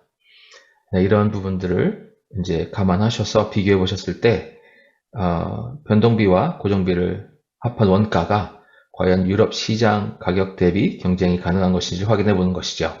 여기서 보시듯이 이러한 시장 규모에 따른 고정비 분산 효과는 또 이제 기존에 이제 거래하던 그런 타 시장의 이익폭을 훨씬 높여주는 그런 부수적인 효과도 높여줍니다. 즉 이익 증대 효과도 기대해 볼 수 있는 거죠. 또한 변동비도 감소될 것을 감안할 수 있습니다. 왜냐하면 변동비와 고정비를 더한 원가가 나갈 수 있는 가능성을 보는 건데요. 원료 의약품 같은 것을 구매하는 단가가 인하될 수도 있죠. 연 10,000g을 사용하셨다 그러면 구매 단가 이 정도일 텐데 연 2만 g을 사용한다면 구매 단가 인하를 또 내고를 해서 받을 수도 있으실 테니까 거기에 따라서 변동비는 조금 더 나아질 수 있고 그렇다면 이 부분이 유럽 가격, 유럽에서 경쟁할 수 있는 경쟁력이 된다고 볼 수 있습니다. 네, 제 경험상 유럽 시장은 수요가 많아서 공장의 캐패시티를 채우기 좋고요. 또 이를 동안 고정비 분산에 따른 고가, 소량 시장, 이런 시장에서 이익폭을 높이는 또 효과도 가져오기에 좋은 시장이라 하겠습니다. 뭐 미국 시장도 동일합니다. 자, 그런데 제 경험상 아마도 앞페이지까지 계산으로도 경쟁력이 잘 안 나올 경우가 많아요. 왜냐하면 대부분의 한국 제약회사의 그 배치당 바열 개수가 이런 이제 그 유닛 수가 한국 시장용으로 개발되어서 그렇습니다. 그러다 보니까 유럽 시장에서 경쟁하기에는 열세죠. 그래서 유럽 시장용 배치 사이즈 개발을 한번 고려해 보시라, 계산해 보시라 추천드립니다. 이건 비단 유럽 시장용이라기보다는 해외 시장 공략을 위한 준비라고 생각하셔도 되겠습니다. 주사제 생산의 경우에는 조직의 배치 사이즈를, 이 액을 늘리는 것은 시간의 차이가 거의 없고요. 바열 개수를, 예를 들어 바열 충전기를 30분 돌려서 1000바열을 충전하는 것과 그 5배인 5000바열을 2.5시간에 돌려가지고 충전하는데 한 2시간 정도의 차이 가지고는 고정비에 그 차이가 없어요. 변동비만 늘어날 뿐이죠. 근데 그럴 경우에 대신 바열 개수는 5배가 늘죠. 그러므로 여기서 나오는 또한 이 차이가 경쟁력이 되는 것입니다. 이런 계산들을 해보시고 과연 가격 경쟁력이 있는지 확인해 보셔야 합니다. 이는 판매, 마케팅, 생산팀이 같이 앉아서 검토해 봐야 하는 내용이 되겠고요. 또 물론 대신에 이제 이미 준비해 놓으신 기존 배치 사이즈보다 더 키우신 경우에는 공정 밸리데이션이라든가 안정성 시험 등이 일회성 비용으로 추가 발생합니다. 그러니까 이런 이유로 아예 처음부터 제품을 개발을 할 때 제품 배치 사이즈를 큰 유럽이나 미국용, 수출용 배치 사이즈를 개발하여 사용하면 어차피 한국 배치 사이즈는 그보다 작으니까 한 번만 밸리데이션 해놓으시고 난 다음에 한국 생산은 이 배치보다 작은 규모로 생산이 되는 거죠. 그러니까 이런 식으로 해서 일을 줄이는 것도 가능하다는 거고 또 비용을 줄이는 것도 시간을 줄이는 것도 가능합니다. 이런 검토를 위해서는 허가팀도 같이 참여하는 것을 추천을 합니다. 그러므로 이제 당연히 그 다음 점검 항목은 허가가 되겠습니다. 조금 전에 말씀드렸듯이 유럽 및 해외 시장으로 통할 만한 배치 사이즈가 개발되어 있지 않다면 공정 밸리데이션이라든가 안정성 시험을 다시 해야 하고요. 또 만약에 유럽 허가에서 요구되는 실험 등이 또 모자라다 그러면 개발부터 다시 시작해야 하는 경우도 발생을 합니다. 이런 경우에는 비용들이 추가 발생되고 시간들이 지연이 발생을 합니다. 이런 추가 비용과 시간이 큰 경우에는 허가를 포기하는 경우도 발생을 하고요. 또 허가를 시작했다 하더라도 허가 서류 미비사항에 따라 허가 지연이라든가 또는 허가 실패가 발생하기도 합니다. 그러므로 허가 서류의 갭 분석이 필수가 되겠습니다. 예시로 유럽 허가에는 Centralized Procedure (CP라든가) 또는 Decentralized Procedure (DCP라는 이제 두 가지 큰 흐름이 있습니다. 이제 어떤 절차를 선택하느냐에 따라 가지고 수억 원씩 비용 차이가 발생하기도 하기 때문에 적절한 선택이 필요합니다. 사업에 따라서. 그러므로 EU 허가 전문가나 또는 EU 파트너사의 허가팀의 도움을 활용하는 것을 적극 추천드립니다. 이제 다음으로 이제 GMP가 준비가 되었고 또는 진행 중에 있고 가격 경쟁력 계산도 보니까 가능성이 있어 보이고 허가 서류도 어느 정도 구비가 되었다면 이제 유럽에서 같이 일할 사업 파트너를 찾아야 하는데요. 발굴 방법으로서는 이제 전시회를 통한 접촉을 추천드립니다. 이제 CPHI 월드와이드라든가 유로피엘렉스, 바이오 유럽이라든가 등등을 가서 여러 회사와 만나서 미팅을 하고 접촉을 해보서 이제 확인을 하시는 것 중요할 것 같고요. 또는 컨설턴트라든가 유럽 전문가를 활용한 접촉을 해보시는 것도 좋습니다. 저희 경우도 남미 파트너사와의 좋은 관계를 통해서 유럽 파트너사와 나름 빠르게 연결되었죠. 그리고 또한 시장 조사를 통한 플레이어를 확인하는 것 접촉하는 것도 있고요. 또한 여기는 언급하지 않았지만 링크드인이라든가 같은 온라인 도구를 사용하는 것도 가능하겠습니다. 결론은 결정권자를 빠르게 만나는 것이 중요하다고 말씀드릴 수 있겠습니다. 자, 그리고 유럽 파트너사를 선정할 시에 감안해야 할 부분이 있습니다. 유럽 파트너사가 담당해야 할 업무들인데요. 1과 2는 이제 허가에 관련한 내용이고요. 3은 이제 한국과 같이 유럽 밖의 이제 제3국 생산 제품에 대해서 적용됩니다. 즉, 제품이 유럽으로 수입이 되면 다시 제품을 분석해야 합니다. 즉, 한국에서 분석을 마쳤어도 유럽에 들어와서 다시 또 풀 분석을 해야 됩니다. 이 부분은 이제 EU 내 외주 랩을 활용 가능하겠습니다만 여하튼 유럽 파트너가 담당하고 확인해야 할 부분이 되겠습니다.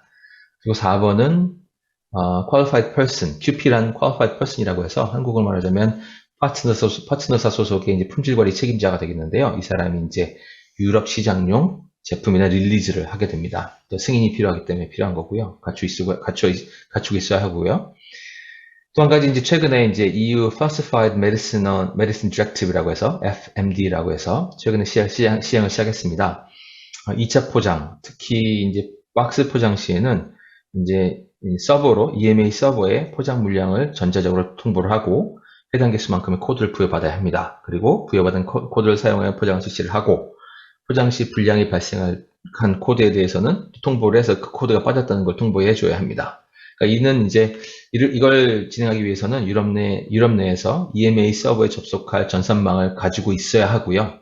또 이런 부분들이 이제 사용료로서는 월 15,000원, 2만 유로씩 이제 비용이 추가로 발생을 합니다. 즉 이런 부분을 감당할 수 있는지 확인해야 되겠죠. 그렇죠? 그래서 파트너사를 선정하실 때 이런 부분에 경험이 있는 회사인지 또 놓친 부분이 없도록 확인하셔야 되겠습니다. 자, 이제 유럽에서 요구하는 품질 가격 GMP 이런 부분들을 꼭 확인해 주십사. 마지막으로 요약하면서 말씀드리고 싶고요. 또한 마케팅, 생산, 허가, 품질 간의 유럽 시장에 대한 정보가 꾸준히 공유돼야 하고 또한 모든 항목의 갭 분석이 충실히 하실 것을 당부드립니다. 여기까지 한번 말씀드려봤습니다. 감사합니다. 안녕하십니까. 앞서 소개받은 삼천당제약 글로벌 사업본부 김한승 부장입니다.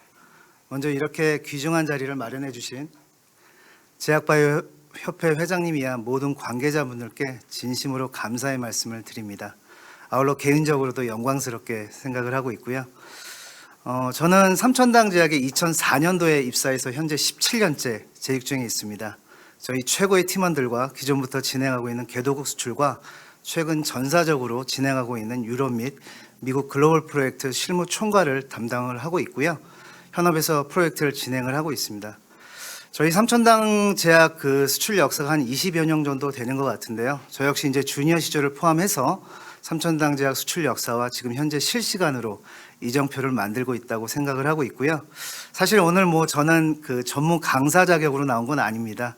저희 최근 그 삼천당제약이 유럽 시장 진출을 하고 또 아울러 미국 처방 제네릭 의약품 안다 프로젝트를 준비하면서 실제 필드에서 경험하고 느끼고 있는 부분들을 공유 드릴 수 있으면 좋겠다라는 마음으로 발표 자료를 작성을 했습니다. 네, 목차인데요. 간단하게 저희가 이제 좀 회사 소개 드리고요. 그 유럽 진출, 그다음에 미국 진출 사례, 마지막으로 SCD 중장기 글로벌 로드맵, 비전 전략 순으로 발표를 진행하도록 하겠습니다. 네, 저희 삼천당제약은 1943년도에 설립이 돼서 약 70여 년의 역사를 갖고 있습니다. 저만제, 전비제, 내용고용제 약 250여 품목의 완제의약품을 이제 제조 국내에 판매를 하고 있는데요. 저희가 생산하고 있는 다양한 품목들 중에서 가장 잘하는 또 집중하고 육성하는 파이프라인은 저만제 안과 용제입니다. 저희 삼천당제약은 의료원 및 학교 법인을 가지고 있는 일성재단의 큰 줄기를 가지고 있고요. 소아그룹이라는 지주회사 속에 이제 편입이 되어 있습니다. 소아그룹에는 이제 총 9개의 제약 및 의료 관련 법인으로 구성이 되어 있고요. 두 개의 안과 전문 제조소 및 제약회사를 보유를 하고 있습니다. 그래서 슬라이드에서 이제 좌측에 보시면 그 저희 향남제약단지 내에 있는 다회용 저만제 사이트가 되겠고요. 우측에 있는 사진이 오송바이오엘리언 무보존제 일회용 저만제 생산 사이트입니다. 따라서 이제 저희는 다회용 일회용 저만제 생산과 또 모든 안과 치료군에 대한 품목 파이프라인을 통해서 명실상부한 국내 최고의 안과 의약품 리딩 기업으로 포지셔닝을 하고 있고 국내 사업을 진행을 하고 있습니다. 네, 국내 저만제 매출 관련된 이제 슬라이드를 간단히 좀 공유를 드리도록 하겠습니다. 앞서 말씀드린 바와 같이 저희가 가장 잘하는 저만제 영역을 통해서 실질적으로 판매 측면에서도 저만제 매출 비중이 한 65% 비중을 차지하고 있고요. 아울러 2020년도 처방 저만제 기준, 또 생산량 기준, 인공눈물 섹터 판매 기준으로 국내 넘버원 마켓 쉐어를 차지하기도 하였습니다. 다음 슬라이드부터는 저희가 가장 잘하는 저만제를 갖고 어떻게 글로벌라이제이션을 했는지 좀 소개를 드리고자 하고요. 지금부터 이제 제가 저만제와 글로벌을 좀 연결해가지고 메인 키워드로 지속적으로 좀 발표를 하도록 하겠습니다. 네, 이번 슬라이드는 이제 저희가 지난 10년간 그 저희 삼천당이 선진 신장 그 글로벌라이제이션을 어떻게 했는지 좀 키 마일스톤을 좀 서머라이즈를 해봤습니다. 이제 2012년에 저희가 일회용 저만제 생산 업체인 DHP 코리아를 이제 자회사로 인수를 하면서 기존 다회용 저만제 영역에서 또 일회용 저만제 파이프라인을 추가 보유하게 됐고요. 따라서 이제 안과 용제 모든 영역에 대한 생산 기지를 확보하면서 국내 최고의 안과 리딩 기업으로 포지셔닝하는 좀 전환점이 된 것 같습니다. 2015년도에는 저희가 이제 영국 식약처죠 MHRA로부터 성공적으로 이제 실사수검을 마쳐서 저희가 국내 제약사 최초로 무균 저만제 EU GMP를 이제 획득을 하게 됐고요. 그 이후에 이제 뭐 유럽 GMP 이제 보통 통상적으로 2, 3년 주기로 시행이 되기 때문에 현재는 이제 독일 식약처 BJV로부터 EU GMP 실사수검을 받고 유지 관리를 하고 있는 상황입니다. 저희가 이제 EU GMP 그 좀 전략 무기를 들고요. 2016년도, 18년도에 미국의 두 회사와 처방 제네릭 ANDA 품목 공급 계약 체결을 완료했고요.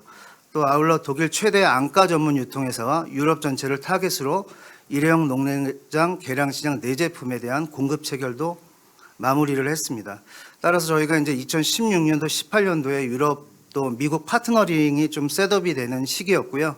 현재 저희가 단계적으로 또 프로젝트를 잘 좀 준비를 하고 있고 순항 중에 있습니다.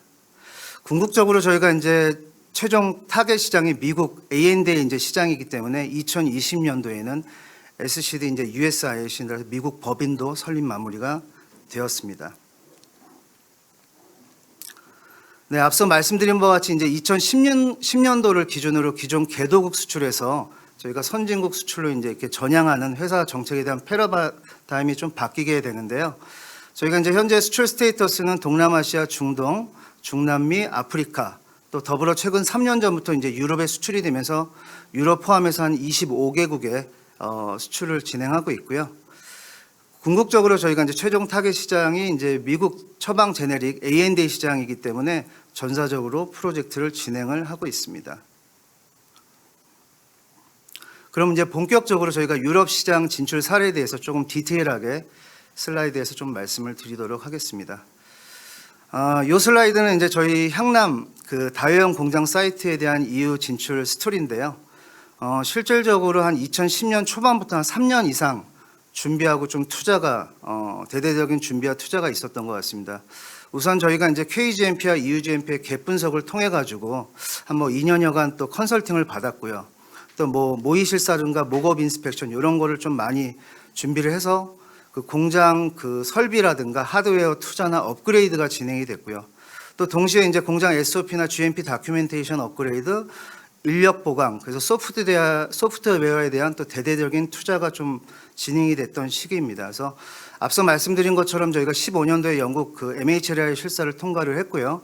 현재는 이제 독일 식약처인 BJ로부터 정기 실사를 수검을 해서 EUGMP를 유지 관리를 하고 있습니다.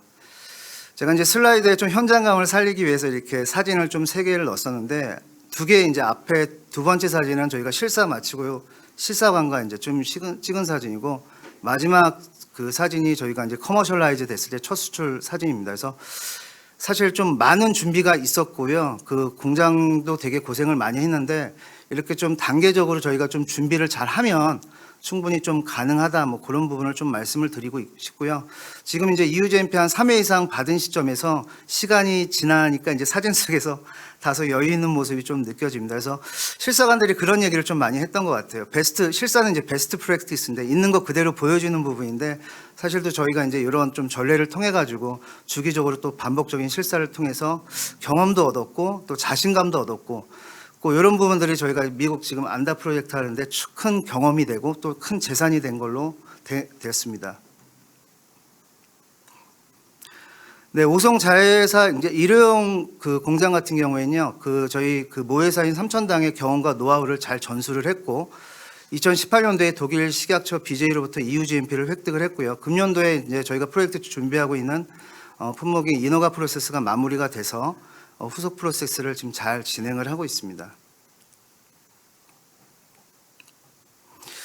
네, EU 그 제네릭 그 품목에 대한 이노가 프로세스 DCP 제도를 좀 간단히 슬라이드에 좀 담아봤습니다. 이제 그 RMS하고 이제 CMS가 이제 등장을 하는데 RMS는 저희가 실사 주관을 하고 이노가 이제 컨트롤 타워가 되겠고요. CMS는 그 이제 RMS 외 주변 국가의 뭐 그래서 저희가 이제 그 등록 쪽이 RMS가 컨트롤 타워가 되고 이제 CMS가 의견을 주고 이런 식으로 좀 진행하는 부분인데요.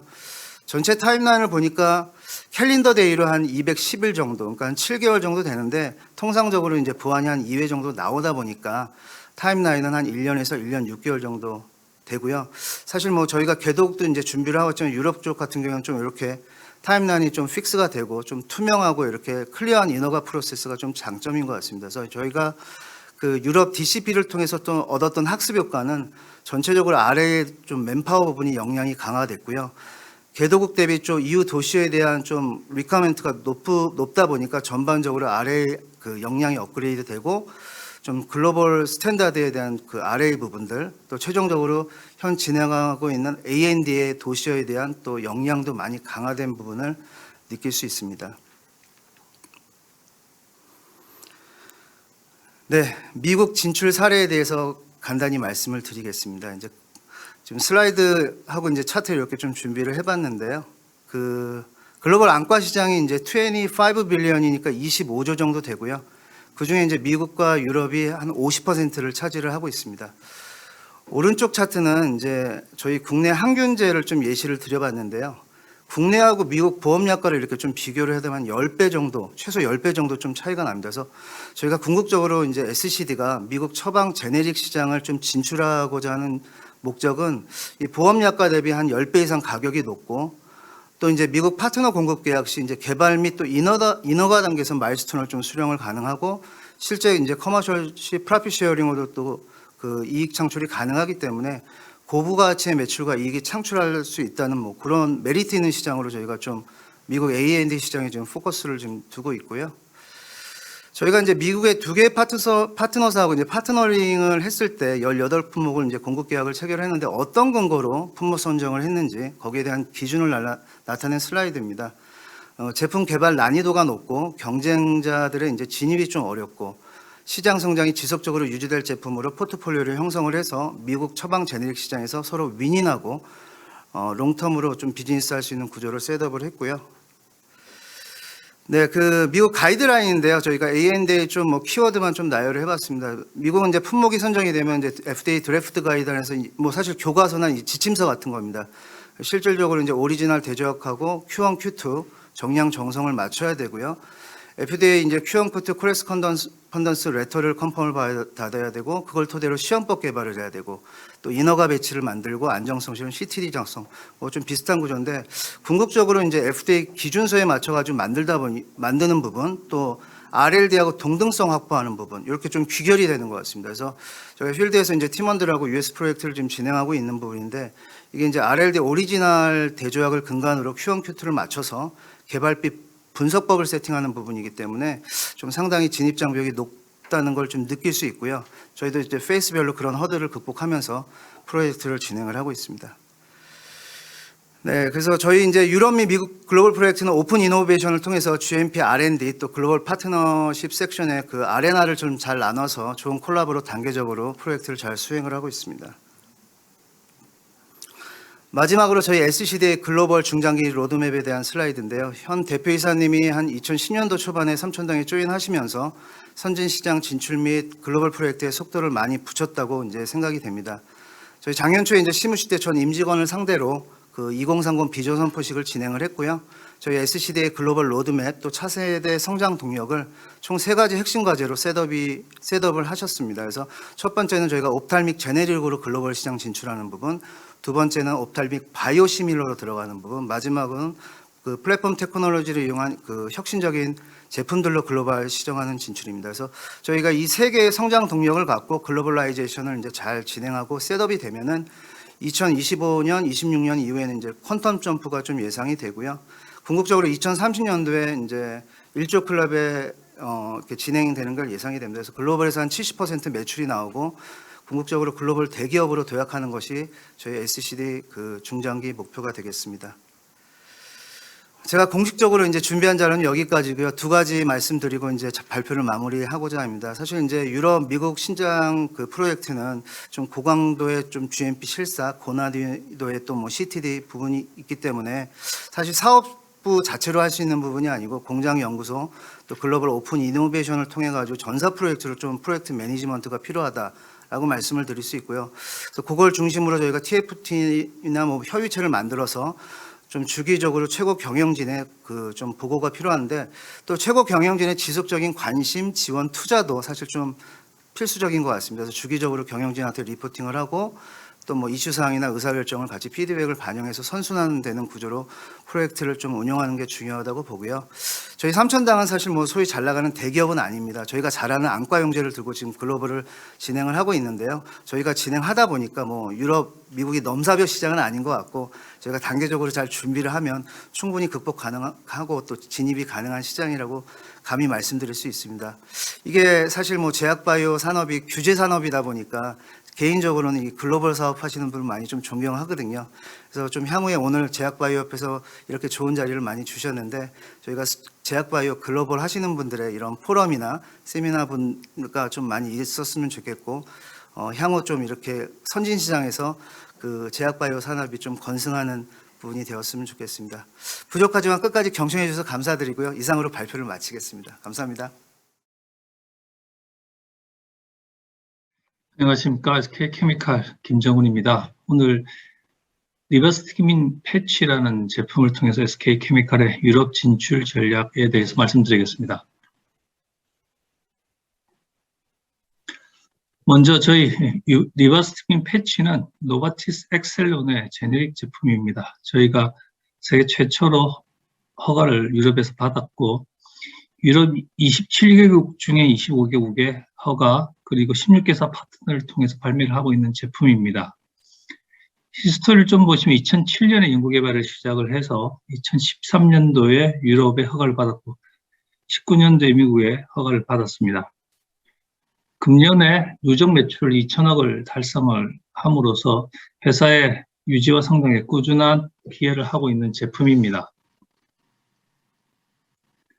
자, 이 제품을 진행을 할 때 한 5가지 정도가 고려가 되었습니다. 프로덕트, 플레이스, 프로세스, 패턴트, 파트너라고 얘기할 수 있을 텐데요. 먼저 과연 유럽 시장에 통할 수 있는 제품은 무엇인가에 대한 고민이 1번이었고 유럽 EU GMP 서티파이를 받아야 될 것인데 가능할 것인가에 대한 이런 부담들이 좀 있었습니다. 또한 이제 유럽의 허가 프로세스를 우리가 잘 아는가, 어떤 허가 프로세스로 진행을 할 것인가, 이걸 이제 할 수 있는 사람들은 있는가, 이런 고민들이 있었으며, 이제 소송이 분명히 좀 발생을 할 텐데, 한국이 아니라 유럽에서 소송을 핸들링 할 수 있을 것인가, 비용은 얼마나 될 것이고, 리스크는 얼마나 될 것인가에 대한 고려가 있었습니다. 그리고 유럽 시장에서 누구가 판매를 할 것인가, 한 파트너에게 모든 것을 다 줄 것인가, 아니면 여러 파트너를 통해서 판매를 할 것인가, 라는 이런 고민들을 하였었습니다. 이런 5가지의 고민들은 지금 현재 뭐 새로운 품목에 대해서 고민을 하는 분들이 있다면 유사한 고민들을 하시지 않을까 그런 생각을 합니다. 각각에 대해서 하나씩 말씀드리겠습니다. 첫 번째 프로덕트입니다. 사실 이제 저희는 이 패치 프로덕트이 처음이 아니라 2002년에 오메스프라졸이라는 타블 프로덕트에 대해서 유럽을 발매를 한 적이 있었습니다. 이 제품은 현재도 여전히 매출이 크지는 않으나 꾸준히 유럽에서 매출이 일어나고 있는 제품입니다. 오메프라졸 이후에 여러 가지 프로젝트를 고민을 했었고 허가를 받은 제품도 있었고 허가 신청까지 간 제품도 있었고 연구개발 과정에서 드랍한 제품들도 많이 있었습니다. 그중에 리버스핀 패치가 현재까지 이제 발매를 하고 있는 제품입니다. 먼저 이 리버스핀 패치가 과연 유럽의 펄스 엔트리로 가능할 것인가에 대한 부분이 가장 큰 고려사항이었습니다. 뭐 제네릭이든 개량 신약이든 발매를 고려할 때 과연 특허적 장벽은 없는가, 그리고 기술적 장벽은 없는가, 이런 것들을 해체할 수 있을 것인가가 가장 고려사항인 것처럼 유럽 시장도 역시 마찬가지였습니다. 특허들이 있었고 기술적 장벽들이 있었는데 이런 것들을 해결을 해서 기간 내에 저희들이 허가 및 발매를 할 수가 있을 것인가가 가장 큰 고려사항이었고 또한 이제 발매 이후에도 서스테이너블한 비즈니스가 가능할 것인가 여전히 남아있는 숙제였습니다. 다른 제네릭들이 얼마나 들어올 것인가, 경쟁 강도가 얼마가 될 것인가, 그리고 쭉 비즈니스를 유지할 수 있는 경쟁력, 원가 경쟁력이 있을 것인가 등도 고려가 되었습니다. 또한 타겟 마켓을 유럽뿐만 아니라 미국을 고려는 할 수 있지 않나, 미국까지 확장할 수 있지 않나라는 생각도 당연히 있었습니다만 미국 시장은 첫 번째 엔트리에 있어서 독점권을 줌으로써 다른 좀 늦게 들어간 엔트리는 거기에 대한 디스어드밴티지가 있는 측면, 그리고 US FDA의 퍼실리티를 또 새롭게 갖춰야 되는 그러한 부담들이 있어서 1차적인 타겟 마켓은 되지 않았고 또한 시장성 측면에 있어서도 도표에서 보시다시피 유럽 시장이 이 제품에게 있어서 특이하게 미국 시장보다 훨씬 큰 그런 모습들을 보여주고 있기 때문에 시장적인 측면도 고려가 되어서 유럽을 첫 번째 타겟 시장으로 결정을 하였습니다. 지금 현재 되돌아보면 다행히 이제 패치라는 특성이 좀 있어서 그렇겠습니다만 플레이어가 많지 않아서 경쟁 강도도 크지는 않은 것 같고 어느 정도 경쟁력도 유지하면서 발매를 하고 있는 그러한 상황입니다. 두 번째는 플래시 측면입니다. 저희가 2002년도에 타블렛에 대한 EU GMP를 받았으나 패치라는 쟁에 대해서는 별도의 GMP를 받아야 되는 그런 어려움이 있었고 이게 허들로 작용했습니다만 지금 현재를 되돌아보면 2002년도에 저희들이 시작을 했던 것처럼 2012년도에 패치 EU GMP 승인을 받는 것에 있어서 허들이긴 했으나 극복할 수 있는 일이었다고 생각을 합니다. 그리고 그 과정을 통해서 여러 가지 러닝들도 있었다고 보여집니다. 지금 이제 한국의 GMP 수준을 보면 뭐 여러 회사들이 유럽뿐만 아니라 미국에 트라이를 하고 있고 이러한 수준들도 많이 올라갔기 때문에 새롭게 유럽 시장이나 미국 시장을 보신다면 어려움은 있겠으나 극복할 수 있는 그런 과제라고 생각을 합니다. 서플라이 체인 측면에 있어서 조금 다른 국가에 수출하는 것과는 다른 측면이 있는데요. 저희가 완제품을 만들어서 파트너에 직접 보내서 파트너가 그 국가의 커스터머에 보내는 그런 구조하고는 조금 달리 유럽의 패키징 사이트, 파이널 패키징 사이트가 존재하고 그 유럽에서 파이널 릴리스 테스트를 하는 사이트가 존재합니다. 저희 파트너로서 같이 협업을 하고 있습니다.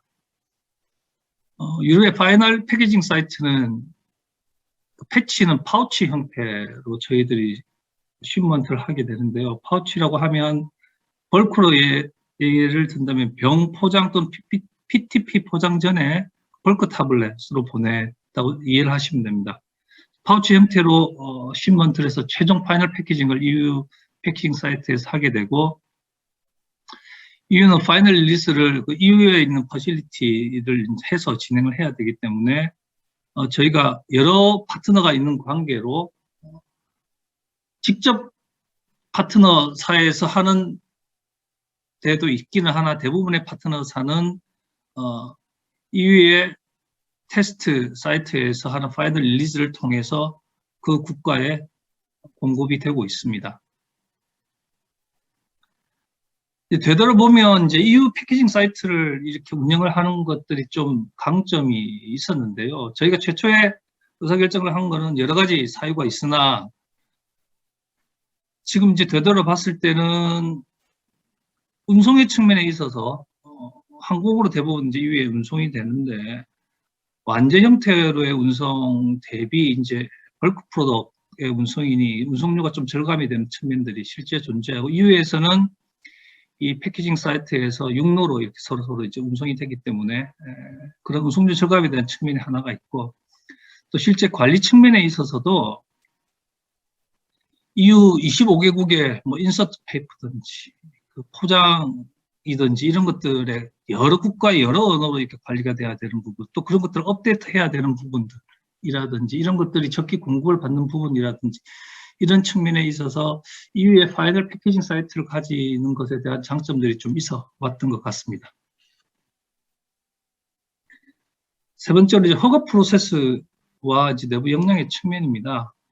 허가 프로세스는 사실 그때 저희도 여러 가지 공부를 좀 하면서 이제 했지만 지금 많이 알려져 있고 통상적으로 센트럴라이즈 프로시저 그리고 디센트럴라이즈 프로시저로 나누어져 있는데 뭐 신약들 같은 것들이 이제 트랙을 타는 센트럴 프로세스가 아니라 저희들은 디센트럴라이즈 프로세스를 진행을 해서 RMS 국가를 두고 여러 가지 이제 CMS 국가들을 통해서 각 국가가 허가를 받는 그런 통상적인 전략을 진행을 했었습니다. 내부에서 좀 갖추어야 할 역량으로는 당연히 이제 그 레귤레이터리 어퍼에 대한 부분, 그 비즈니스 디벨로퍼먼트에 대한 부분, 그 서플라이 체인 매니지먼트에 대한 부분이 필요할 것이고요. 초기에는 이 RA 역량과 BD 역량들이 아주 이제 중요한 역량들로 됐었고 점점 이제 오퍼레이션이 진행이 되면서는 RA와 서플라이 체인 매니지먼트 역량들이 필요한 상황입니다. 저는 최초에 잘 몰랐기 때문에 당연히 이제 EU의 컨설턴트하고 하는 컨설팅 펌을 통해서 같이 좀 진행을 했었고, 이 중간중간 과정에서 다양한 경험들을 했던 것 같습니다. 특히나 그 EU 여러 국가들과 함께 여러 파트너들의 계약을 맺어야 되는 상황이었기 때문에 저희가 표준 계약서를 만들어서 이런 것들을 핸들링 했던 것들이 저희 리소스도 많이 줄이고 계약 조건들도 저희에게 유리하게 가져가는 그런 도움이 됐던 것으로 기억을 하고 있습니다. 네 번째로 패턴트 측면입니다. 이제 이 제품은 유럽의 제법 특허, 상표, 실용 신안, 한국의 물질 특허, 제법 특허, 상표 등 여러 다양한 특허들을 가지고 있습니다. 가장 중요한 특허를 챌린지를 하고 이런 것들을 극복하는 것이 이제 중요했습니다. 실제 특허 소송은 정말 다양하게 일어났었습니다. 여러 국가에서 다양한 소송들이 났고 심지어 아직도 끝나지 않은 소송도 존재하고 있습니다. 당연히 이 소송에 대한 부담들이 처음에도 있었고 실제 진행할 때 이렇게 많은 소송들이 벌어질 건가 그렇게 예상을 하지 못한 측면들도 있었습니다. 다행히 이제 저희들이 잘 매니지를 해서 문제없이 현재까지 다 진행이 되고 있는 측면이 있는 부분이 있고, 이 와중에 저희들이 조금 생각해 볼 부분은 이 특허 소송에 대한 부분들을 한국 회사가 솔리 책임을 지는 것이 아니라 파트너사들이 존재하고 있고 파트너사들이 그 나라에 대한 특허 소송과 프로세스와 여러 가지 측면들을 많이 알고 있기 때문에 파트너사와 이런 롤들을 같이 쉐어하는 것이 아주 중요하지 않았나라는 생각이 듭니다. 저희들도 그런 계약 구조들을 잘 가져갔었고 파트너사와 함께 이거 쉐어를 하면서 소송에 대한 부담, 리스크들을 경감할 수 있는 그런 경험이 있었습니다.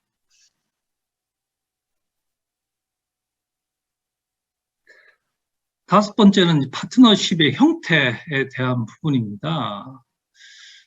저희가 처음 유럽에 발매를 했던 오메프라졸 타블렛에 대해서는 사실 원 파트너에게 주는 그런 전략들을 했었습니다. 왜냐하면 그때는 워낙 저희들이 잘 몰랐고 어떻게 해야 되는 것도 잘 모르고 누가 잘하는 것도 잘 몰랐기 때문에 한 회사에 주는 파트너십이었는데 이번 이제 패치 프로덕트에 대해서는 사실 그것을 좀 체인지를 했었습니다.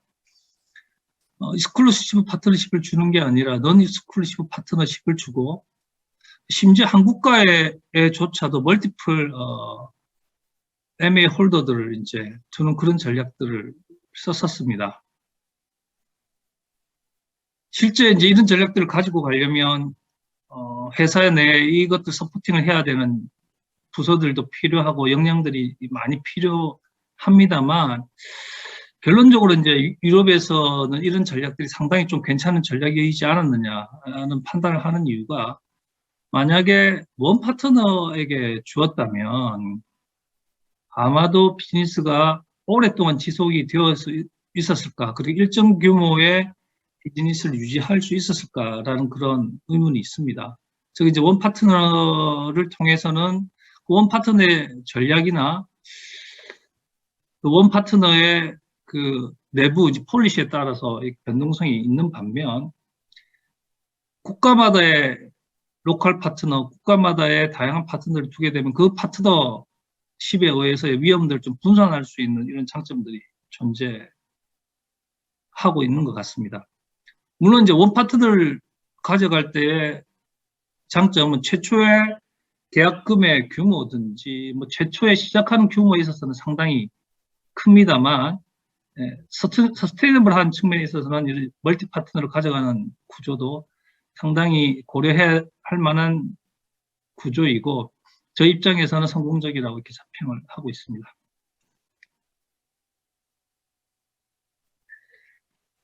그래서 제가 처음 보여드렸던 5가지 프로덕트, 플레이스, 프로세스, 패턴트, 파트너라는 측면에서 한번 테이크 오피스 메시지가 뭘까라고 생각을 해보면